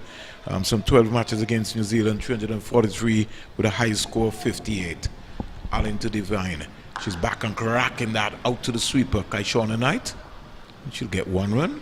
Yeah, and on that list of most runs between these 2 countries, these 2 nations, Sarah McGlashan, who is the New Zealand head coach, she has a high score of 84 and 237 runs under her belt. Couldn't help but looking through and seeing a Brittany Cooper, as we say good afternoon to her. She's also out injured also. So that's another worry for the West Indies women's team. Bates is driving, can't score. 5 without loss. We're building time. West Indies have to start seriously addressing the concerns, and the worry has always been batting, Stacey and King. Batting. The bowling can hold its own to an extent, but the batting is the worrying part. Bates gets a wide delivery, and it is indeed wide because Carl Tuckett gets out his hands. These signals are wide. Allen just trying something different there. 6 without loss. Into over number 1. New Zealand will need 116 to win. West Indies scored 115 all out of their 20 overs. Here is Bates getting a short delivery and just dispatching it for 4. Poor delivery by Allen. And on this track, Bates and Divine in such good form. They're going to put away that on any given day. Over number 1 completed 10 without loss. Yeah, poorly lined shot, just too short from Alea Allen. Susie Bates, well, she won't miss out on that. Last game we saw Natasha McLean starting behind the stumps and eventually being in the outfield. Rashada Williams, who might I mention, because I don't think it has been mentioned, she's on debut. This is her first T20 international for West Indies. Good point, Stacey and King. And the West Indies coming with the same tactic. Hayley Matthews is going to start. I'd have gone for Chanel Henry. Stacey and King. Yeah, I think initially I would have gone for spin and pace, but I wouldn't have just used Alea Allen just yet. I would have opened with Chanel Henry. Matthews in now to bow to Divine. And she's getting a forcing delivery and just whipping it into the square leg more or less area. So there's no slip, but there's a gully at backward point, a cover, mid-off, mid-wicket, square leg and a short fine leg. 2 fielders out in a long on and a mid-wicket. Here is Divine just using the pace because there's no slip and steering it down. And because he's got so much pace onto it, she was able to just steer this down to third man. And Selman, the vice captain of the West Indies women team, she had some running to do, and they weren't able to get 2 runs. And this is why it's going to be so important for Hayley Matthews to take pace off the ball. Well, I'm sure it's going to force her to put that slip in place, or someone at that third region. So said, so done. Karishma Ramharak goes into that position. But then she now leaves the gap open now, and then goes a different line and they get 2 runs. Yeah, the same 2. I think what she needs to do is just that position Afi Fletcher is in, which is much square, closer to the umpire. Just swing her around a couple paces to her left. Into the traditional mid-wicket position. Because what you want is for the right-hander to clip the ball over into the mid-wicket area. Punch down the ground, just too easy. Down to long on, getting an easy single. The West Indies will have to bowl out New Zealand if they want to win this game. Because 115 is really just not enough runs here. New Zealand quietly off to a good start. They're 15 without loss. Yeah, just making that change now. Hayley Matthews putting Afi Fletcher, who was in that square position, into mid-wicket region. So good afternoon to the folks in Bermuda. All the folks all over the world, New Zealand, wherever you're viewing us. We're pleased to bring you good sunshine from Antigua and Barbuda. Another single, punch down the ground. Matthews has got to do a lot more better to cut that off. Single to Bates. Score goes up to 16. Bates 5, Divine is on 10.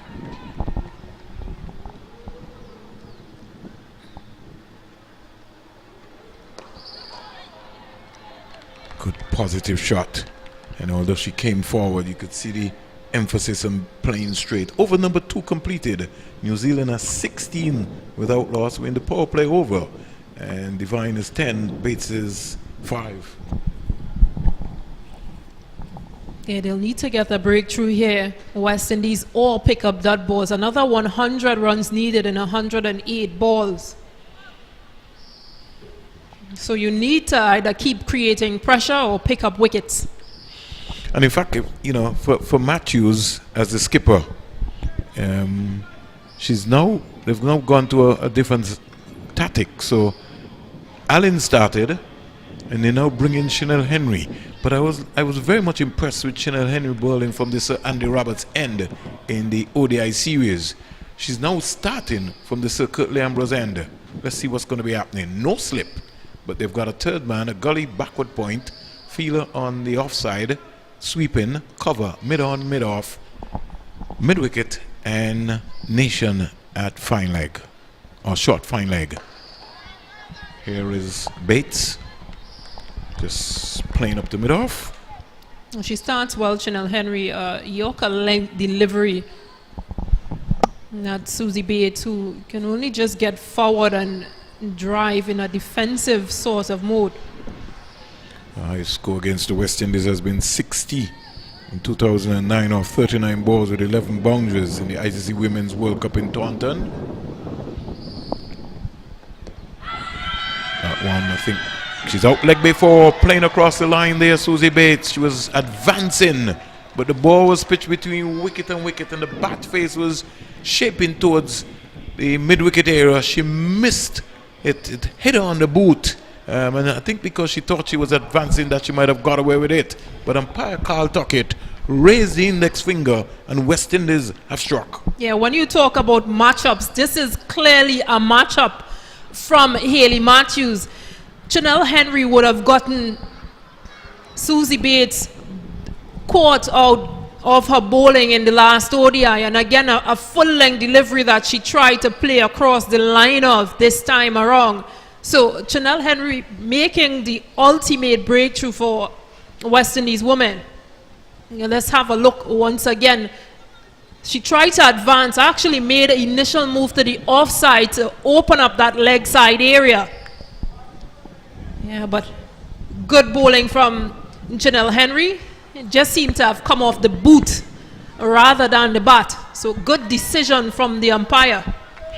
And good awareness by Chanel Henry to keep her composure, keep her head still, and just target the boot. And that was a good decision, because sometimes you can get distracted by the batsman advancing. So, picking up the first wicket. Dropped! A straightforward catch there, and down goes. Oh, you can't drop those. Plummer, Georgina Plummer, dropped by Natasha McLean. Look at it, Stacey and King. Nicked off.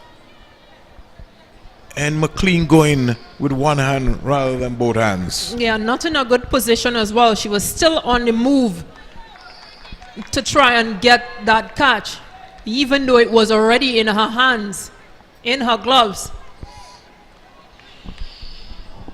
Momentum just needed that luck to be going to the West Indies way. Here is Divine dispatching that over wide long on for 6. The first of this game, of this T20 game. Pitched up right into the arc, and she just dispatched that.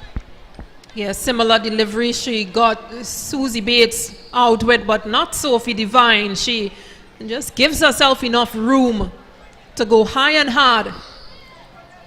The first 6 of this series, as you mentioned, the first 6 of this game. So amazing. This is how crude the game can be. You know, a drop catch, and then shortly after that, you get dispatched out to the ground. 23 for 1. And she's playing a loose shot there, Divine. She's really not been in good nick, Stacey and King. Is that fair for me to say? That might possibly be because she hasn't really scored very well throughout the ODIs. In the ODI series, well, the first game she scored 25, and that was her highest score of the series, 7 in the second and 2 in the third. But she's a quality player. She is full of experience. She goes back and tries to punch that, can't beat the West Indies captain at backward point. And over number 3 comes to an end. New Zealand 23 for 1. 23 for 1. Yeah, and just to add to Sophie Divine being such a quality player, she debuted in 2006 She's played 107 matches, and in 104 innings, she has 13 notouts, 2,769 runs, and a high score of 105. So again, quality at its best. 23 for 1. Matthews continuing. So she's decided maybe that she's going to bowl maybe 2-3. Or maybe just borrow on Afi Fletcher. Give them something to think about very quickly. Dot ball first up by Hayley Matthews to Plymmer. Wearing the number 58.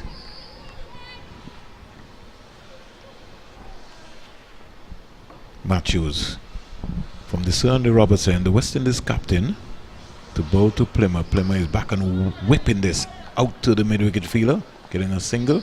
Shauna Knight just coming off the boundary. She goes up to 2. It now brings Divine into strike. She's on 16. And when we talk about the rebuilding of the New Zealand team, Georgia Plymmer, she's only into her 3rd match, only debuted in earlier this year in 2002 for New Zealand. She has a high score of 21. Here is a lovely on-drive down the ground to Divine. And Chanel Henry, who's on the long on boundary, she can't stop the single. In the meantime, score goes up to 25 for 1. And Divine goes to 17. Now brings Plymmer, who's on 2, into strike. And she's clipping this one in the air. An Easy opportunity. catch. Yes. Poor shot selection there by Plymmer. Yeah, and who else to take that catch but Chanel Henry? Yeah, well set up from Hayley Matthews. And I was mentioning the inexperience of Georgia Plymmer. You won't ever play a ball down in that region wherever Chanel Henry is. And so Georgina Plummer goes back for 2. Short, sweet.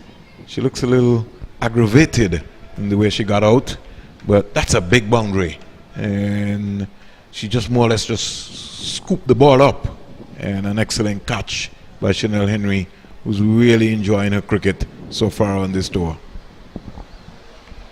Yeah, now it pushes things even closer. Another 91 needed off 98 balls. So from a West Indies perspective, if they can continue to create pressure on the new batters, whilst Sophie Divine stays on the non-striker and keep on that end and create pressure on the new batters coming in this new batter, who's this? Amelia Kerr.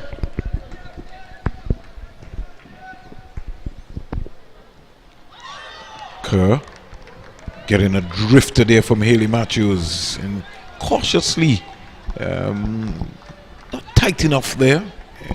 Almost could have just got her inside edge onto a half stump.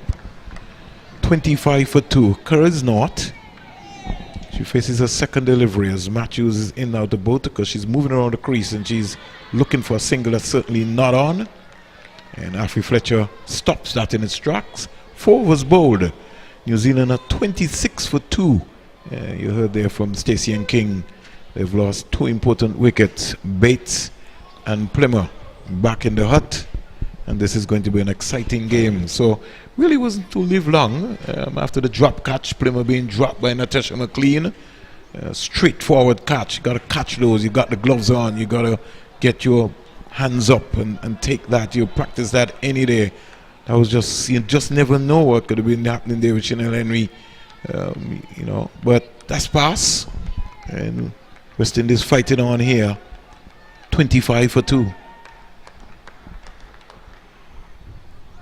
And she's only played 3 times before this, Amelia Kerr, against West Indies in T20s. Henry bowling a hard,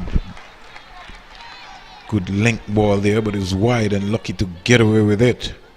Selman at the backward point area started from outside the 25-yard circle, and she cut that off. There's no slip, but there's a third man. A gully backward point cover, sweep on the offside, mid-off, pitched up, and she's driving beautifully. Big effort, but they can't stop the single. Matthews and Selman, captain and vice captain. Yeah, I was just afraid that they would have clashed. They're pretty close in that position. Just yeah, it's a bit too close, and of course you want to be able to call as well, say mine, so that the other person goes behind or falls off a bit. Don't want any injury. You've already have Stephanie Taylor missing the first 2 T20s due to injury.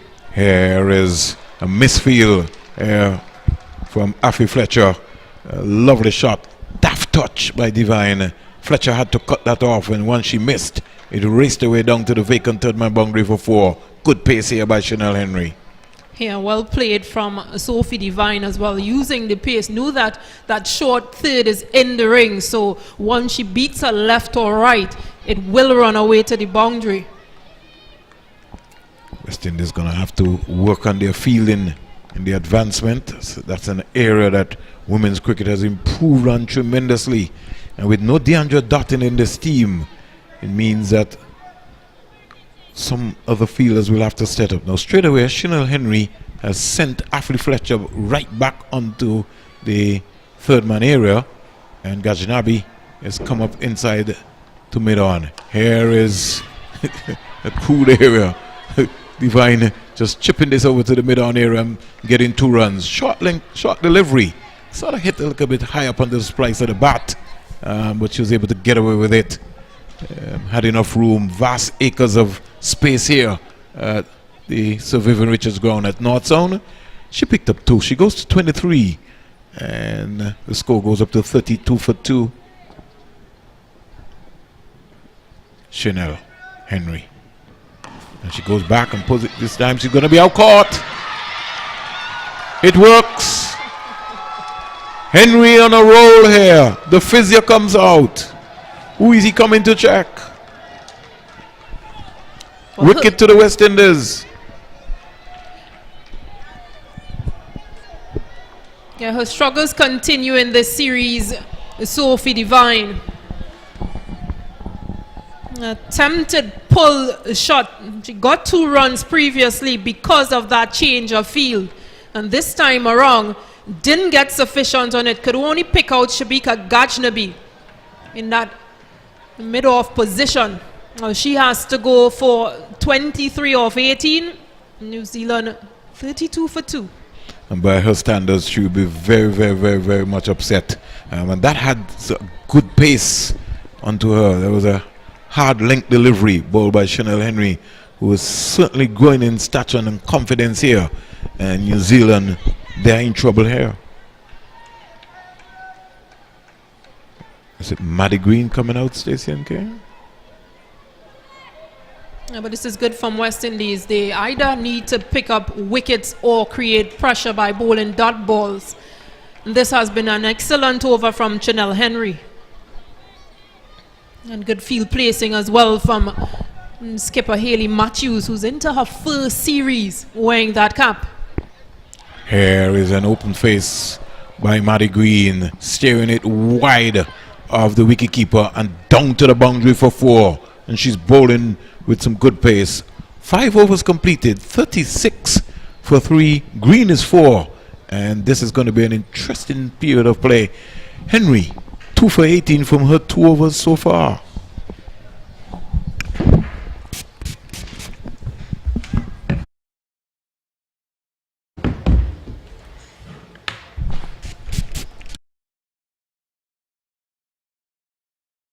Thank you very much, Vernon and Stacey-Ann. And joining me is Seth. How do you see this match set up here in this first 5 overs? I'm going to pick your brain here. Intriguingly poised. The reason is that the one who was really dominating the scoring, Sophie Divine, she has just gone back to the pavilion, and that has changed the dynamics of the game. I thought for one she was trying to force Chanel Henry, who was bowling with good pace and accuracy, and perhaps playing an aggressive stroke, one too many, and that was the one that resulted in her demise. But now it would be interesting to see how the middle order for New Zealand cope with things, because the captain Hayley Matthews, she has taken off herself, which is good. She just had 1 for 8 from her 2 overs. She's now bringing in the senior stateswoman. So Selman is there. Good delivery first up, and that one going through for McLean. McLean is actually keeping up for Selman, so showing her confidence in spite of a little breach in when she gave an opportunity to Bates. So the game is well poised. New Zealand, though, going at a run rate of 7. It takes another wicket or 2 to get the West Indies in a very confident or dominant position. So we're going to watch what happens for the next 3 overs before we can really give any prediction as to an outcome. Yeah, definitely, totally agree with you. But the West Indies bowlers have come out really well here. They have taken the initiative in this match. They have put the New Zealanders batters under pressure, picking up 3 important wickets. That's Susie Bates and Sophie Devine, 2 excellent key wickets. This one is pulled away into that mid-wicket region. It's going to run away to the boundary for 4 now. So that's an excellent shot from Green. And Green is in some good form in that ODI series, as well as Kerr. And as you mentioned, the middle order for New Zealand has stood up in that new ODI series. And they would want, New Zealand would want to see them continue this work and bringing this game home for them. But good shot to start with there for Green. Yes, Shakira Selman has to maintain what Chanel Henry would have done. Quick single, Hayley Matthews fires the return in. Well backed up. Yeah, that's a good comeback there from Selman. This time a fuller length, and Green just pushing that one into the covers for an easy single. So they are doing the right thing, yes. Pick up that boundary and rotation of the strike. And I think you have to give Sophie some credit, because her approach was to try to put things beyond the West Indies, try to put the West Indies bowlers under pressure. Again, pulled away there by Amelia Kerr, and she's going to get another single. So it's going nicely thus far. 4 runs, they got 4, that's 7 runs of the over thus far. The required run rate is 5.2. So they are scoring way above the required run rate at the moment. And that is good, and it's smart cricket. And they're not really trying to hog the ball around. They're pushing the ball around, getting the singles, putting away the odd bad ball. Again, a nice easy single there by Green.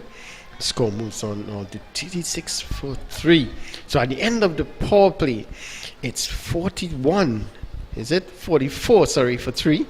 At the end of 6 overs, so they are slightly ahead. Yes. The West Indies, they were 38, I believe. 39, but they had only lost 1 wicket at that stage. So New Zealand maybe on the upside in terms of runs, but on the downside in terms of wickets. The key would be how well can Green and Kerr gel together to have a good partnership that would steady things. Yes, definitely. And as we were talking about Sophie Devine and Susie Bates, Sophie Devine is 4th in the batting ranking for T20, and Susie Bates is 7. So they would have a lot of expectation would have been on the shoulders of those 2 batters. And they are back in the pavilion now, and it's up to the youngsters. And we saw New Zealand, putting feet in these youngsters, giving them the opportunities, and they have really shown feet in them, and they actually provided or delivered in terms of scoring runs and wickets and whatnot. So this is good in a part of the New Zealanders here. This one guided through cover for an easy single. So again, nice rotation of the strikes. Yes, and that is key, and I think that's where it is going. They're not taking unnecessary risk. they're picking the gaps well. They're turning over the strike. That is critical. But you made a point regarding giving exposure to the younger players, because with the World Cup coming up in February, you want to have all your options available. Out court, ball on court. Chanel Henry strikes again. Yes. She's on a roll for the West Indies. Yeah, again, that short of a length delivery, and Amelia looking to drive, but hitting that one straight back to Henry.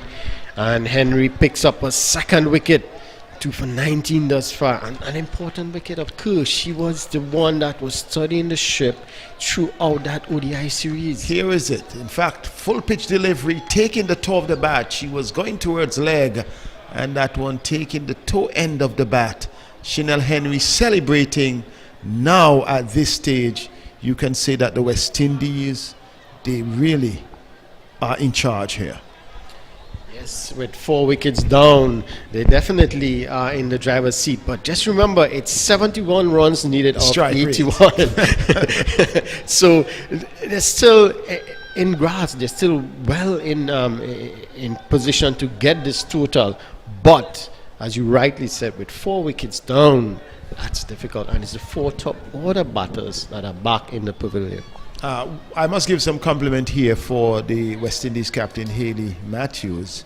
She recognizes the importance of keeping Chanel Henry on. She would have been a bit expensive because Sophie Devine would have struck, a 6 and the 4 in previous overs. But she recognized that that threat was already out, and she has stuck with Chanel Henry, and Henry has delivered so far, taking 3 of the 4 wickets to have fallen. Would she strike again? The new batter is down.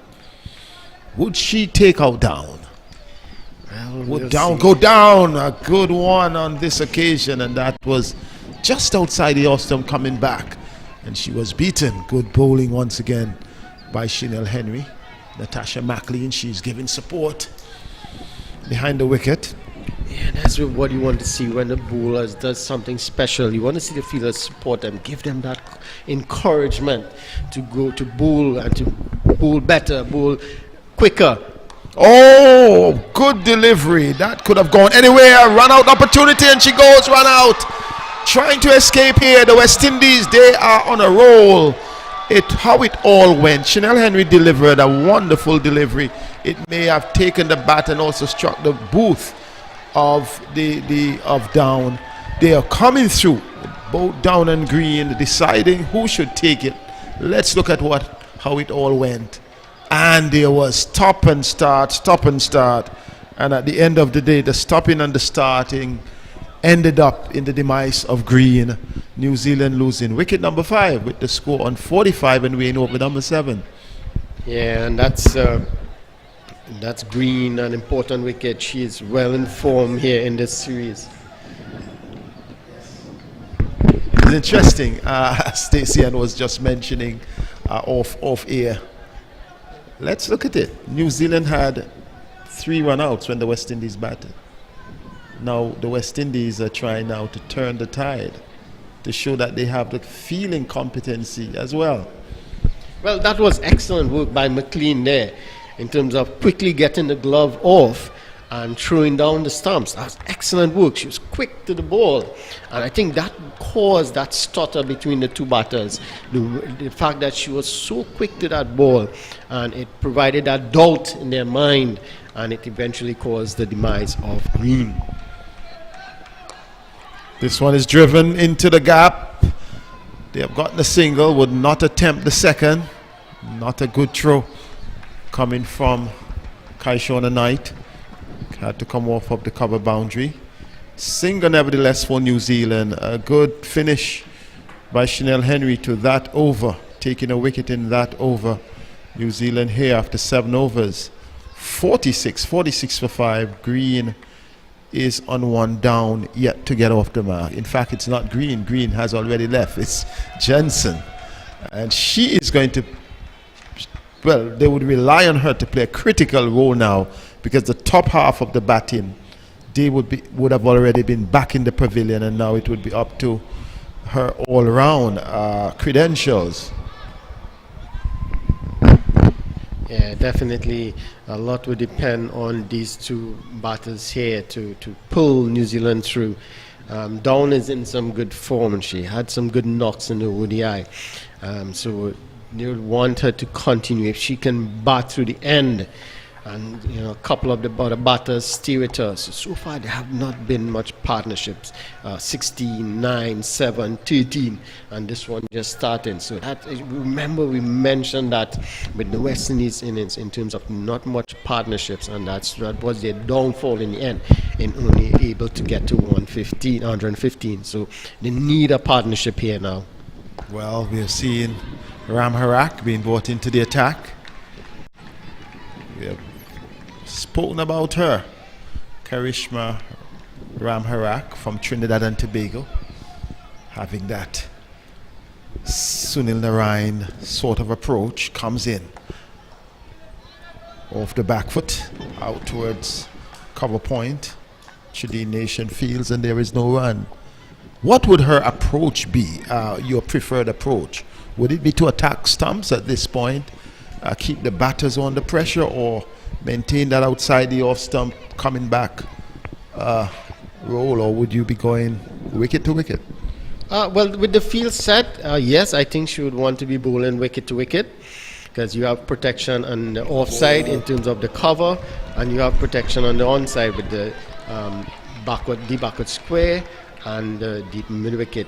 So she would want to bowl straight here, and if the batter wants, I believe it's down, she wants to work the ball onto the onside against the spin. She would be working the ball against the spin.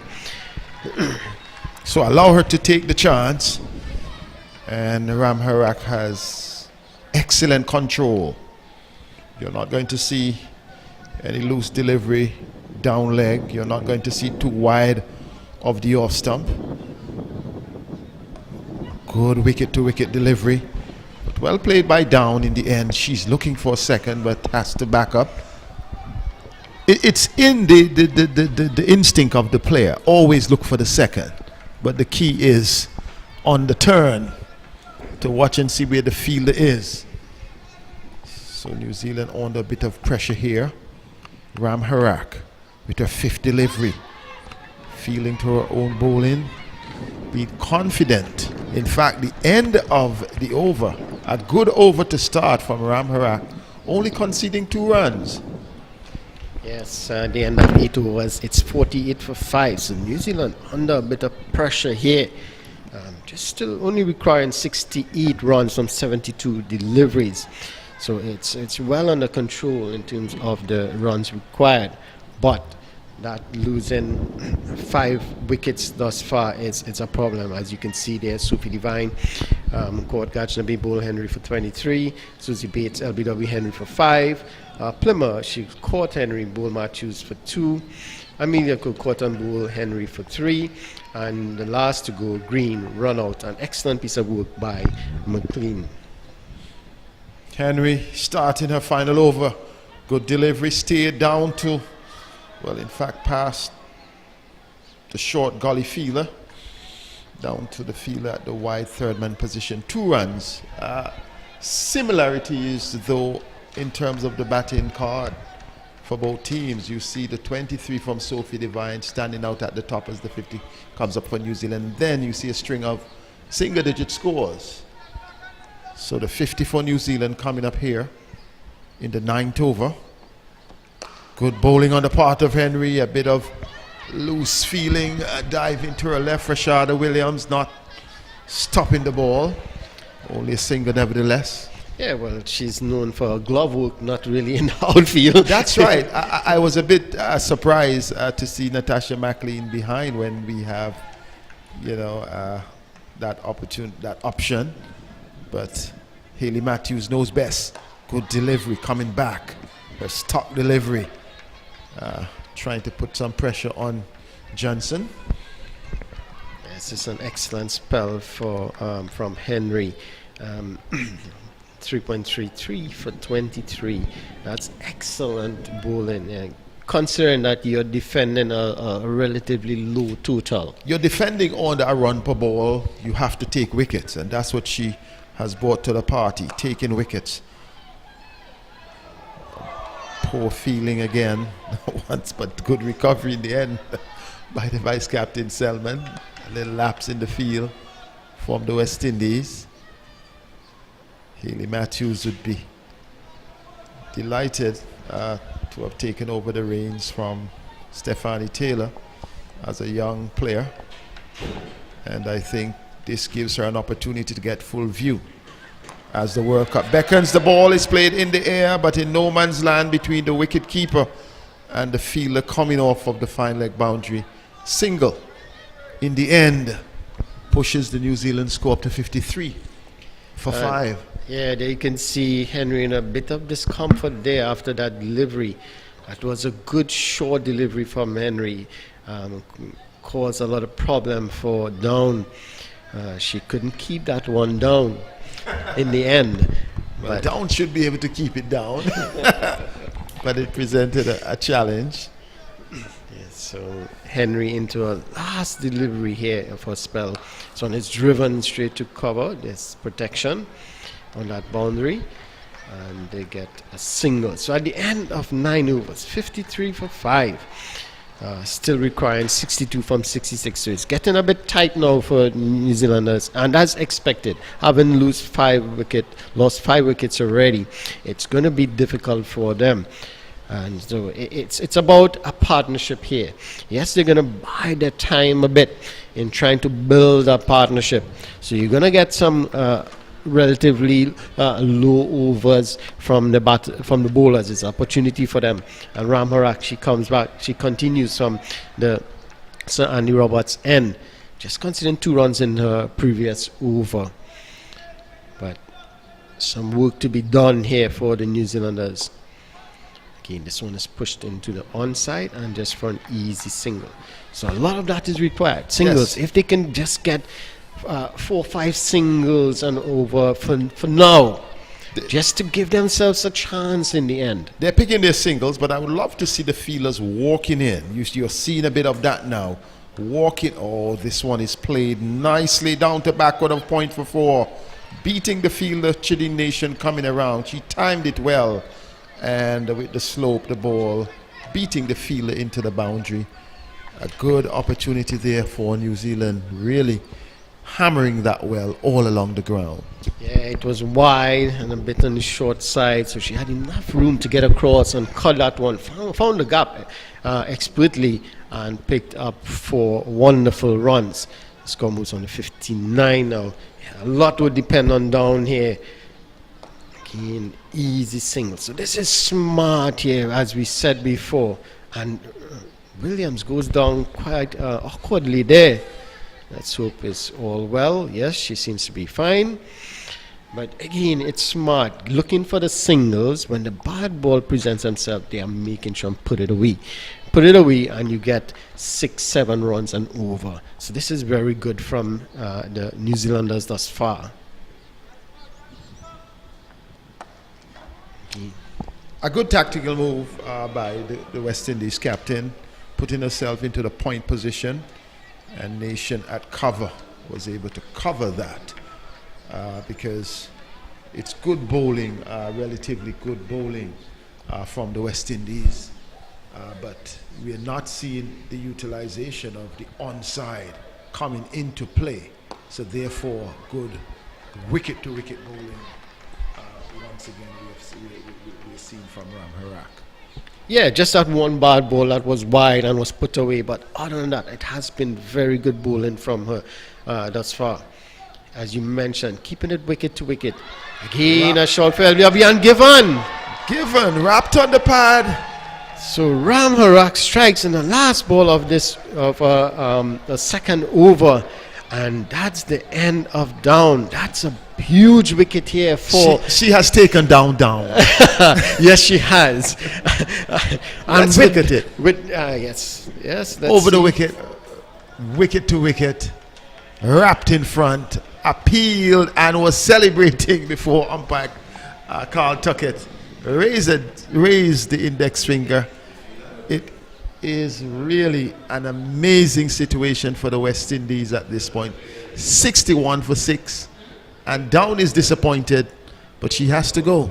Yeah, she will be disappointed, but at the end of 10, as you mentioned, it's 61 for 6, and we'll have a double change here with Stacey Ann King and Vernon Springer coming to the commentary.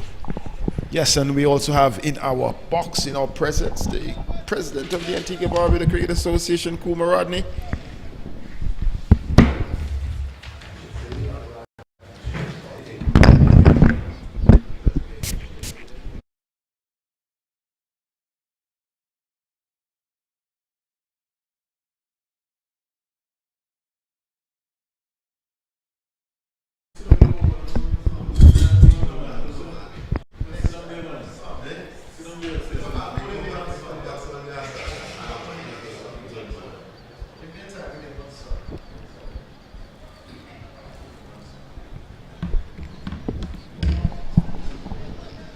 So, welcome back. We just had a small quake in Antigua and Barbuda. It was felt right here in the North Zone area. 10 overs bowled. New Zealand need 55 runs from 60 deliveries. Ramnarak striking very, very, very early there in a second over. 1 for 9. It now leaves New Zealand in a bit of trouble. Well, Haley Matthews, well, she's ringing in those changes. 5 bowlers used thus far. Chanel Henry picking up 3 for 26, so doing most of the damage for West Indies women. From a West Indies perspective, it's really good to see them pick up wickets and keep this New Zealand batting lineup under some pressure. Chanel Henry has been impressive. 4 overs, no maiden, 26 runs, 3 wickets. Haley Matthews, 2 overs, no maidens, 8 runs, 1 wicket. Alea Allen, 1 over, no maiden, 10 runs, no wicket. Shakira Selman, 1 over, no maiden, 8 runs, no wicket. And Karishma Ramnarak, 2 overs, no maiden, 9 runs, 1 wicket. In comes Affy Fletcher. This is going to be an important period of play. Fletcher bang on target. They've been able to break down that wall and still get out to the sweeper Kashona Knight. The new batter in Leah Tahuhu. She's going to now face Tahuhu. And by the shouting, we don't expect to get much from Tahuhu, but you never know in the game called cricket. Long on, long off. Mid-wicket, sweep on the offside. Fletcher flighting nicely. Driven up to cover the West Indies captain Haley Matthews diving away.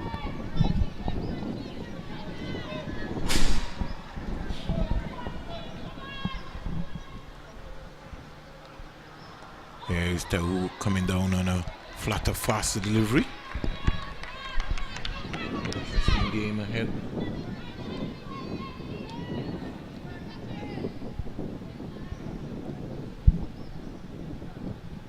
.61 for 6. Just back and punching that out into the offside and picking up a easy single onto the offside. You need the rock of Gibraltar where they can't be able to get through to get out into the sweeper. 62 for 6. New Zealand needs 54 from 56 balls. Playing a miss. And Natasha McLean, who has been brilliant with that run out, should have maybe saved her the day after that drop catch. Yeah, that ought to have built her confidence as well. She seems to be very chirpy behind the stumps.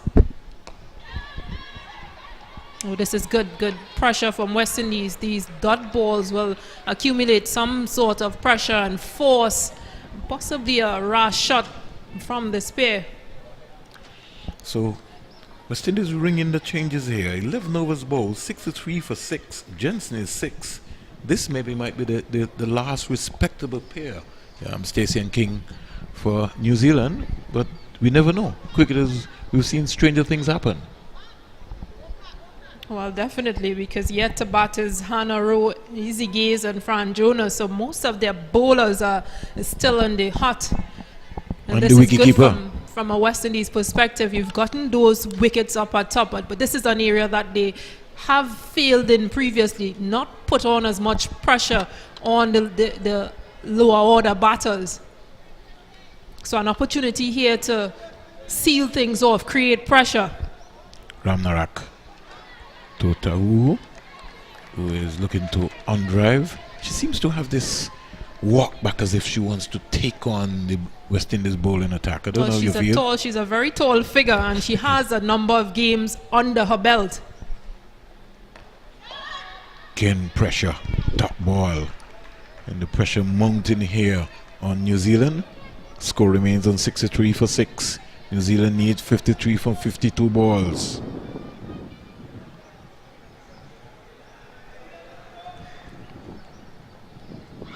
Ooh, how did that not bowl her?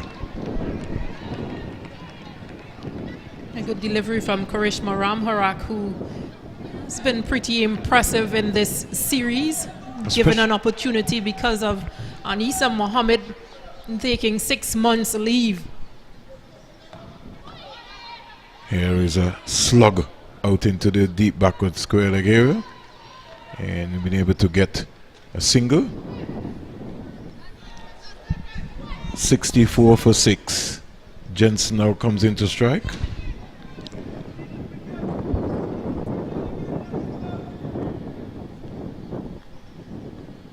And she's just back and just working this into the mid-wicket area. Ramnarak had to hurry for her own delivery. And she was hustling across the turf. Yeah, I did an interview with her, and she was just talking about how hard she's worked on her fitness just to be a bit leaner so that she can move much freer. She usually will never be seen on a boundary feeling in a deep mid-wicket or extra cover region, but this series in the ODIs, where she has featured in those positions, those important fielding positions. The final delivery has been chipped down to long on, and the hard-working Chanel Henry comes around. She's just got a slight little niggle. Out comes the physio. 12 overs bowled. New Zealand has 66 for 6. They need 50 from 48.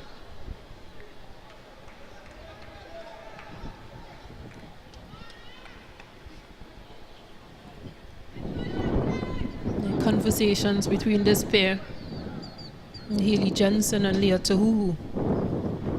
I think from a New Zealand perspective, they'd prefer Hayley Jensen to be on strike. The majority of the times, she's played in the women's CPL and 60 competition, so she has spent most of the time, and from all the New Zealand players, in the Caribbean region. Here is a good flighted delivery from Matthew Fletcher, and the bails was off. And you know what confidence means? You know, Natasha McLean,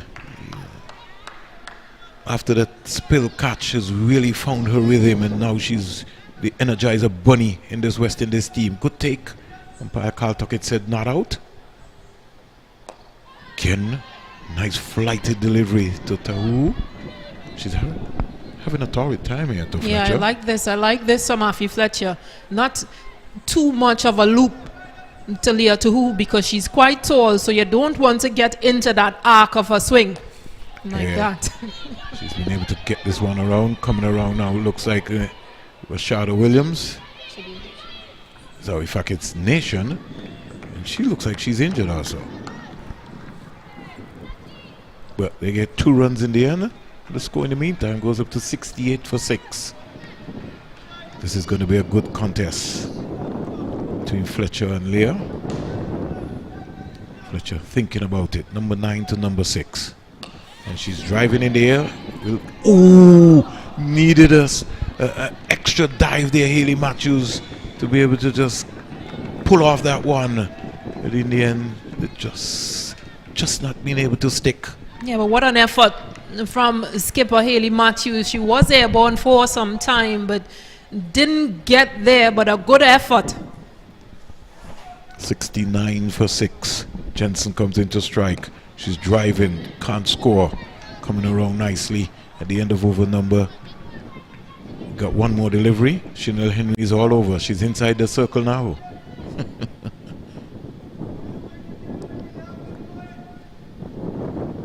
Here is Jensen hitting this one in the air. Will this be taken by Shadi Nation? She does. Wicket number 7 for the West Indies. And something had to give Stacey and King. Yeah, and I was mentioning that they'd want Haley Jensen to strike or be the one facing most of these deliveries. A good flighted delivery in the arc, more or less from Afi Fletcher, but again, these boundaries being so big, you cannot clear it. Haley Jensen holds out to Shadeen Nation, who takes a brilliant catch in that deep mid-wicket region. Haley Jensen, when she goes for 7 of 14, New Zealand 69 for 7. What will they be saying at the end of the game? It's not over by a long shot yet. Still some 7 overs to go. And Fletcher has picked up an important wicket. 1 for 5, 69 for 7, 13 overs bowled. And this game can go right down to the wire. Hannah Rowe makes her way out. It's really into the bowlers now. Hannah Rowe, Leah Tahuhu, and Eden Carson. Isabel Gaze, I beg your pardon, well, she's the wicket keeper batter. Rowe is driving beautifully. It's not Lawrence Rowe from Jamaica. It's Hannah Rowe from New Zealand. The physio, he's been busy. He's been working for the West Indies. He's out and about. Ramnarak to Rowe, driving again up to the cover fielder. Looks like Rashada Williams who comes across. Bubbles it a little bit, but it's still in control. And I've got a bit of stat for you as well, and West Indies women will possibly know this because all these stats are available. Here is a straight delivery being worked into the onside. Umpire Carl Tuckett will come across and says she did get a nick onto it. So she gets a run, Hannah Rowe. She's a 1. They need 46 from 39 balls. The West Indies are getting through these overs. Stacey and King. Yeah, that lowest total between these two teams. New Zealand scoring 81 of 19 overs in Bridgetown, Barbados. And then there's 101 for 7 of 20 overs in Barbados in 2013. And then that score of 105 for 5. So 3 lowest totals, New Zealand, West Indies. Here is Tau just turning this into the leg side area, getting 1 run.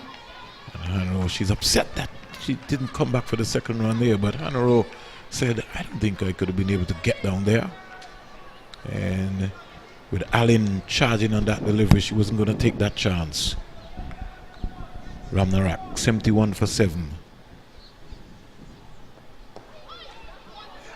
Just working it into the leg side area, more or less into the short mid-wicket area. Over completed. 14 overs have been bowled.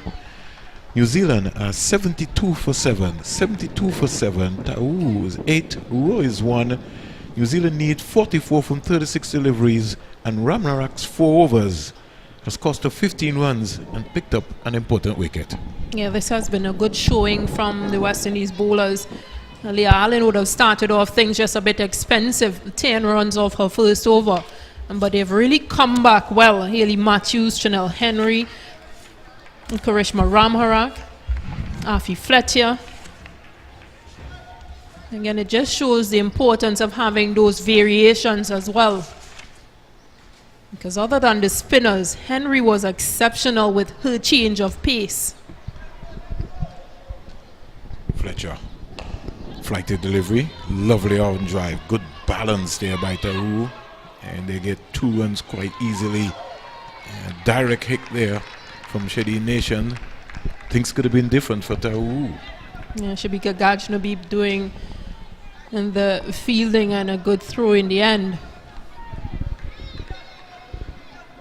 But you can just see from a New Zealand perspective that they're trying to get into that leg side, just use soft hands and push for 2s. Here is Rowe picking up the line. Yeah, that's what it will take from Afi Fletcher. Realize that that's what Hannah Rowe did previous delivery, and this time bowls more on a 5th stump, off stump line, forcing her to have to play in the offside. Rowe driving past Afi Fletcher. He just tentatively put down her right hand and didn't go all the way. Picking up an easy single. Row goes to 5. Tahu is on 7. She comes back into strike. 75 for 7.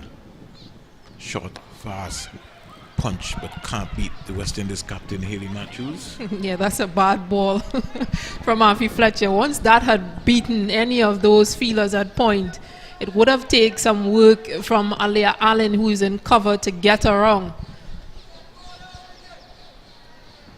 Here is a slug in the air. Somebody's going to take the catch. They hope they don't have a collision. And the communication was not right there. But in the end, Rashada Williams, who herself is a keeper, took it quietly in the end. And Tahu goes caught by Rashada Williams. Yeah, I can understand Natasha McLean opting as wicket keeper to go at that catch. You always want to go wicket keeper because they've got gloves on, but Rashada Williams seemed to have been closer to that ball. Actually, wicketkeeper, as you mentioned herself, she did make a very good catch out of that. I'm just happy that they didn't clash. And now sees the end, the back of Leah Tahuhu, and a good breakthrough for West Indies from Afi Fletcher. Out comes Gazer. New Zealand are in trouble here at the North Sound ground. So Vivian Richards Stadium, chasing 116 for victory. They're 75 for 8. 75 for 8 here in St. John's, Antigua and Barbuda. Long on, long off, sweep on the offside, mid wicket. Short third man, driven to the offside, can't beat Hayley Matthews, over completed. And over number 15 completed. 75 for 8. Seth Burton, Eustace, Stacey and King will come in and join you, and we'll most likely wrap this up either for West Indies or New Zealand. Interesting times, and just possibly what West Indies would have wanted when they would have been sent into bat to score. Put a big total, put a total on the board that they can defend, that they can give their bowlers to defend. And you mentioned earlier that New Zealand would have had some low scores. Just before Ronnie pick up from you, they would have had some low scores out here in the Caribbean, in Barbados in particular. And now this is their first at the Sir Viv Richards cricket ground, and they are on to what could be their lowest score against the West Indies chasing. So it is 75 for 8, Ronnie. It really looks as though it's all the West Indies way as the captain comes in to bowl. Hayley Matthews is back in her third over. She would have been rather economical, 1 for 8 in the 2 overs before this. Afi Fletcher, though, coming in, having 2 for 8 from 3, really pegging back the Kiwis. Yeah, the spinners have followed up the good work that was done by Henry to begin with, picking up those 3 wickets up front. And then the spinners came in and they kept the pressure on. They did not allow the Kiwis to score freely, and picked up wickets in that. Well, they will get at least a run here down to long on. And how many more would they want? They can't win on singles, because as we speak, it's more runs required than balls to face. So they will need boundaries. Yeah, definitely. The run rate is now 8.9. And at no stage previous you thought it would have come to this, because when they started, Sophie Devine, she got off to a quick fire start, scoring at over 7 runs per over, and then had the West Indies wondering what would be the outcome or how soon it would be. I heard one person said when she started it would be all over by 3:30, but now we're here and I don't think that person who would like to realize that it's just after 4 here on a cool afternoon at Sir Viv, and the Kiwis are 76 for 8. Yeah, definitely staring down the barrel here, the Kiwis. Flick nicely off the pads, getting a single here. Good bit of feeling on the part of the West Indians. A good over completed here by Hayley Matthews, only conceding 2 runs from that over. And at this stage, what would you do if you were the two batters out there? Well, considering the batters are there pretty much number 9 and 10 batters, right? So you are really not expected to come out there and, blaze the ball around the park and get a quick 30, a quick 40. It is possible, but it's not expected of you to do that.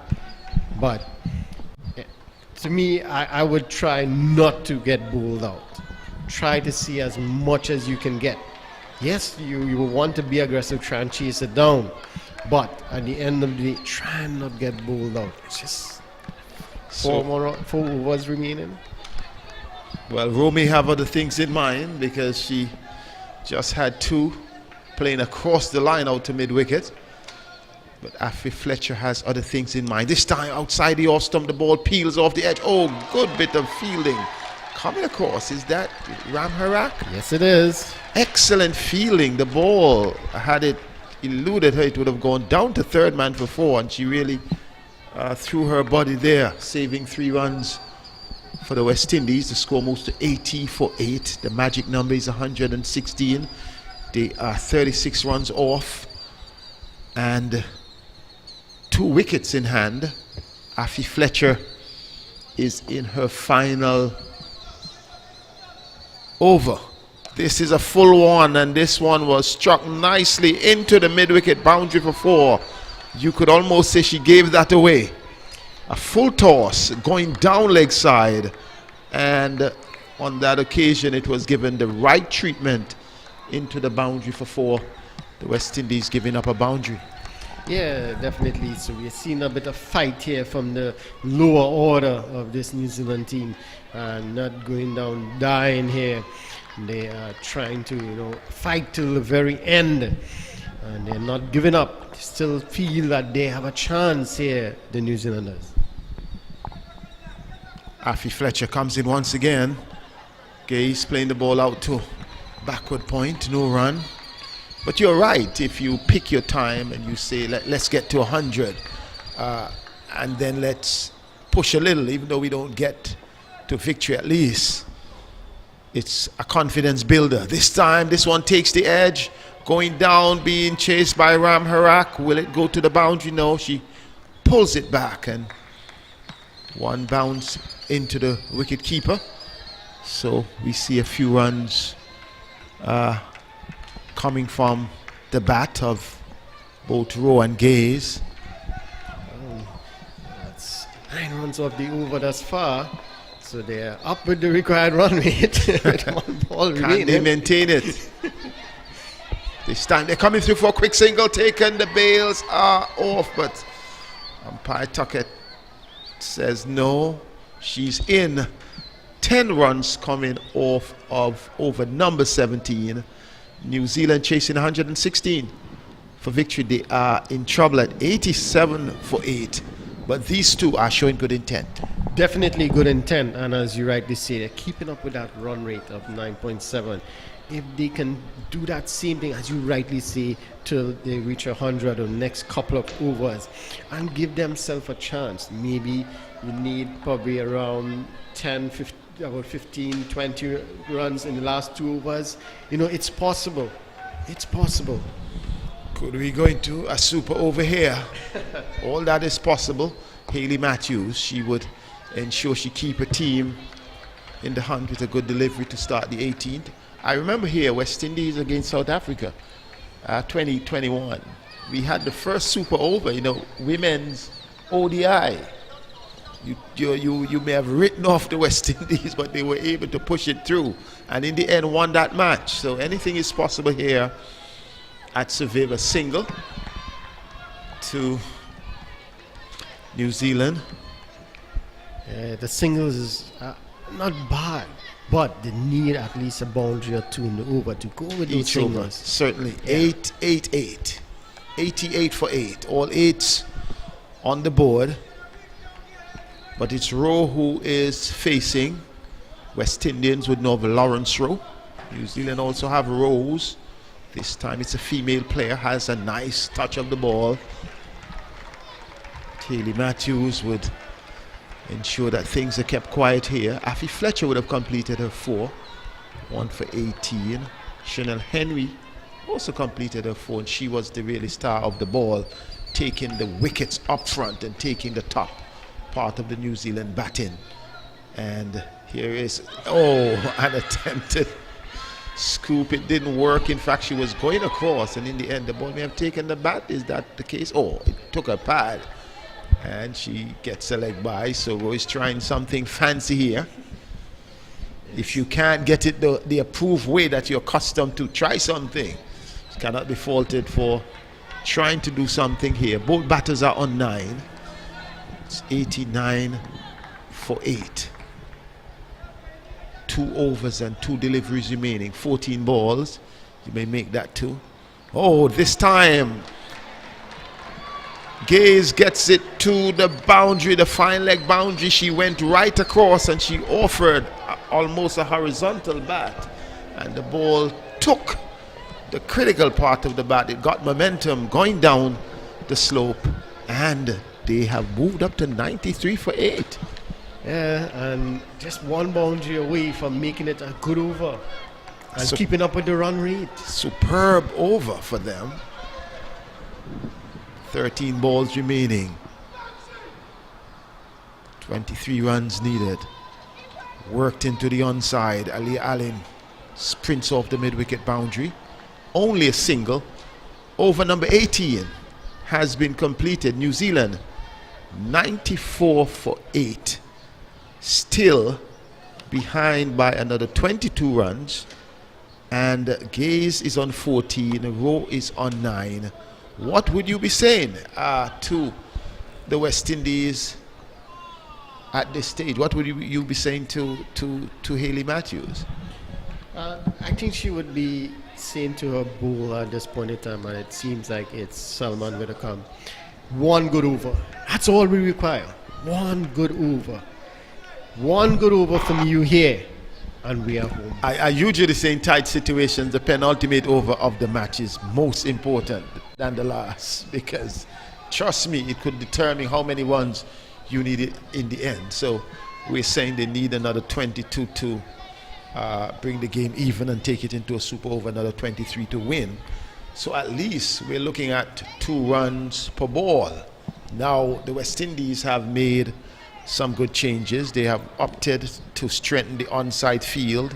That is the side that will go with the wind. So Chidin Nation at mid-wicket. They also have both Ram Harak and Gajnabi on the boundaries, one at square leg and one at long on. Selman beats Gaze on that occasion. Good off stump line. Yeah, and Gaze was in 2 minds there. She was looking to go across the line, then realized it was a bit slower than she expected. The slower ball there, and she ended up trying to play that one down the ground, but ended up missing completely. So a good start here from Salman, and you can see Henry just talking to her, giving her some advice here. Gets back onto this one, but will not get more than 1. The idea though of bringing in the pace, bringing back the pace versus the spin would have been a good idea. Yeah, I agree. The pieces would provide something a bit different. Salman has the variation in terms of that slower delivery as well that could fool the batters, and this is the case here we are seeing, that variation. Ooh, that's a short one, and that leapt from just a short of a good length. It may have struck her in the grill or high up, but we have not. She was going to drive, and yes, it's off the bat. Yes, off the bat and into the grill. Yeah. So I think the umpires should be calling for. Yes, the umpires has got the ball in his hand. He calls for the physio. That's the mandatory concussion test. But I think she's fine. She didn't even show that she was bothered about that. She received it. She ran through for a single, and that goes well. But they're following the rules here. So some information that's came to us via statistician, that there's no more spinners. She has no more spinners available. No more option. Yeah, in terms of spins. So that's right. So Haley has bowled her 4, Afi has bowled her 4, Ram Harak has bowled her 4. Correct. So it comes down to experience. But she's doing the right thing. Drink some water. They say that there is a song around that says drink water and mind your business. I don't know it that well, but Drink blue waters. So we've been having drink some blue waters as well. and mind your business. So I guess Gaze and will be minding their business, realizing that their business will be to get 20 runs from 9 deliveries. It's still possible. Yes, it's possible. Definitely we would take something special here. A couple boundaries would make it a bit interesting. You know, in days gone by, the low order, the tail enders, as we used to call them, were the ones who were expecting to have a good swipe. Well, they do no longer like to be called tail enders. So we call them lower order. That's what I said. We used to call them tail enders. They don't like that So, term but now anymore. they're low order batters. They're not going for the swipe. How has cricket changed? So things are back to normal here. New Zealand facing an uphill task to score 116 for victory. Selman, she is ready. Oh, she's bowled, going across the wicket, trying to work that down to fine leg, and Gaze has lost her bails, and the West Indies just 1 wicket away from victory. Gale bowled by Selman for 15, and a good over so far by Selman. Yeah, definitely. As you could see again, looking for that ram shot, but not there. A bit too full, but again, pace on. Pace on, Beaten, that's right. Beaten there with pace on, and the ball disturbed the stumps. That's the end of Gaze. A good hand played there by Gaze, nonetheless, but it needed something special from either herself and Rowe. But Well, Jonas is coming in. Perhaps she can do something special. Did something special with the ball. and on the field without catch. Exactly. So perhaps she would like to be the one who can help them to get 20 from 8. Wow, so we have had an earthquake while we're on the 3rd floor of this building. A magnitude 4.0 earthquake. It hit St. Kitts and Nevis and other Caribbean islands. We felt a bit of it while on air. Here is Selman, a good delivery. The appeal comes in, not out, says the umpire. There was McLean having the bails off in a flash. So West Indies would need an earthquake Well, it if seems they're like going to lose. It seems like the New Zealanders have been shaken up by that earthquake. So that earthquake would have been Chanel Henry at the top of the order, taking out Sophie and the likes of the others who could have done something special. And also Alia Allen with her surprise 49, leading the charge of the West Indies batting when many thought it would have been Haley Matthews. That completes the penultimate over. And at the end of 19 overs, New Zealand needing 116 for victory. They are 96 for 9 New Zealand, needing another 20 runs from the last over. They would need at least 3 sixes or at least 4 fours plus other runs. Well, we saw Carlos Bradford did it in the World Cup.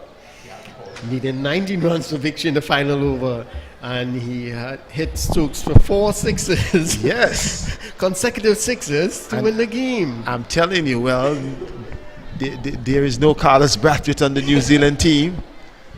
Perhaps Rowe can fit the bill. Perhaps Jonas, who was so outstanding on the field, both with the ball in her hand running into bowl and with the ball in her hand catching, she can do the spectacular.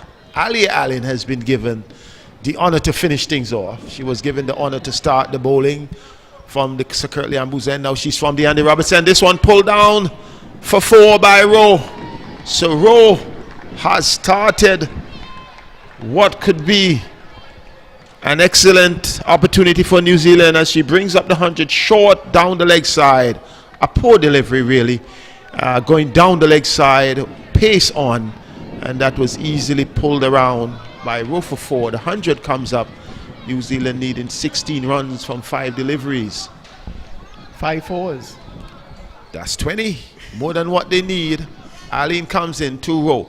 Rowe hits this one in the air. Will it be taken? Selman does not take it. She was approaching it, but somehow she decided not to go and take the dive. Well, it was up in the air for a long time. Salman wasn't able to get under that one. Rowe survives. Still. Well, at least she's off strike. That would be some comfort to the West Indies. She has shown positive intent. 15 runs needed from 4 deliveries. Ali Allen. Oh, well bowled. Took some pace off. Yorker length delivery played back. Allen had the luxury of not feeling and allowing Chinel Henry to do so. So it's tough enough for New Zealand, but it's still possible. 3 deliveries. Still possible. A 6 and 2 4s. Could take them over the line. But we have only seen 1 6 being struck in this game. Sophie Devine, the only one doing that. In her 23, top score of 23 for New Zealand. 102 for 9. Allen comes in. Rowe works it nicely off the pads. Short. The fielder comes off back of the square. Sends the return in. She's not going down. She's going down fighting. And those 2 runs take up to 17. The score up to 104 for 9. 12 from 2. 2 6s. 2 6s required. As easy as that, Seth. As easy as that. As easy as that. Let's see if Rowe has the temperament and the power.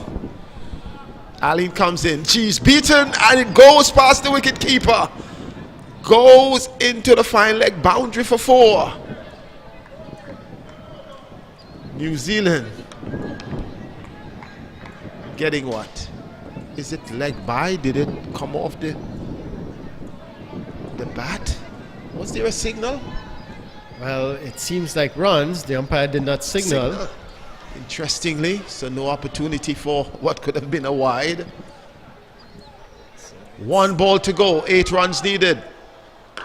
Struck out of the ground, 6 runs from Rowe, but perhaps just the ball late.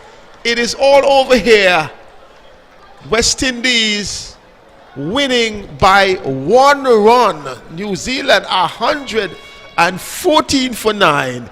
It has come down closer than we thought or could have anticipated with 2 overs to go. Ronnie, certainly an excellent effort on the part of Rowe, scoring 26 from 19 deliveries, being the leading scorer for New Zealand and bringing what one would have thought at one stage, looking at a bad defeat for New Zealand, bringing it to life here in the final over.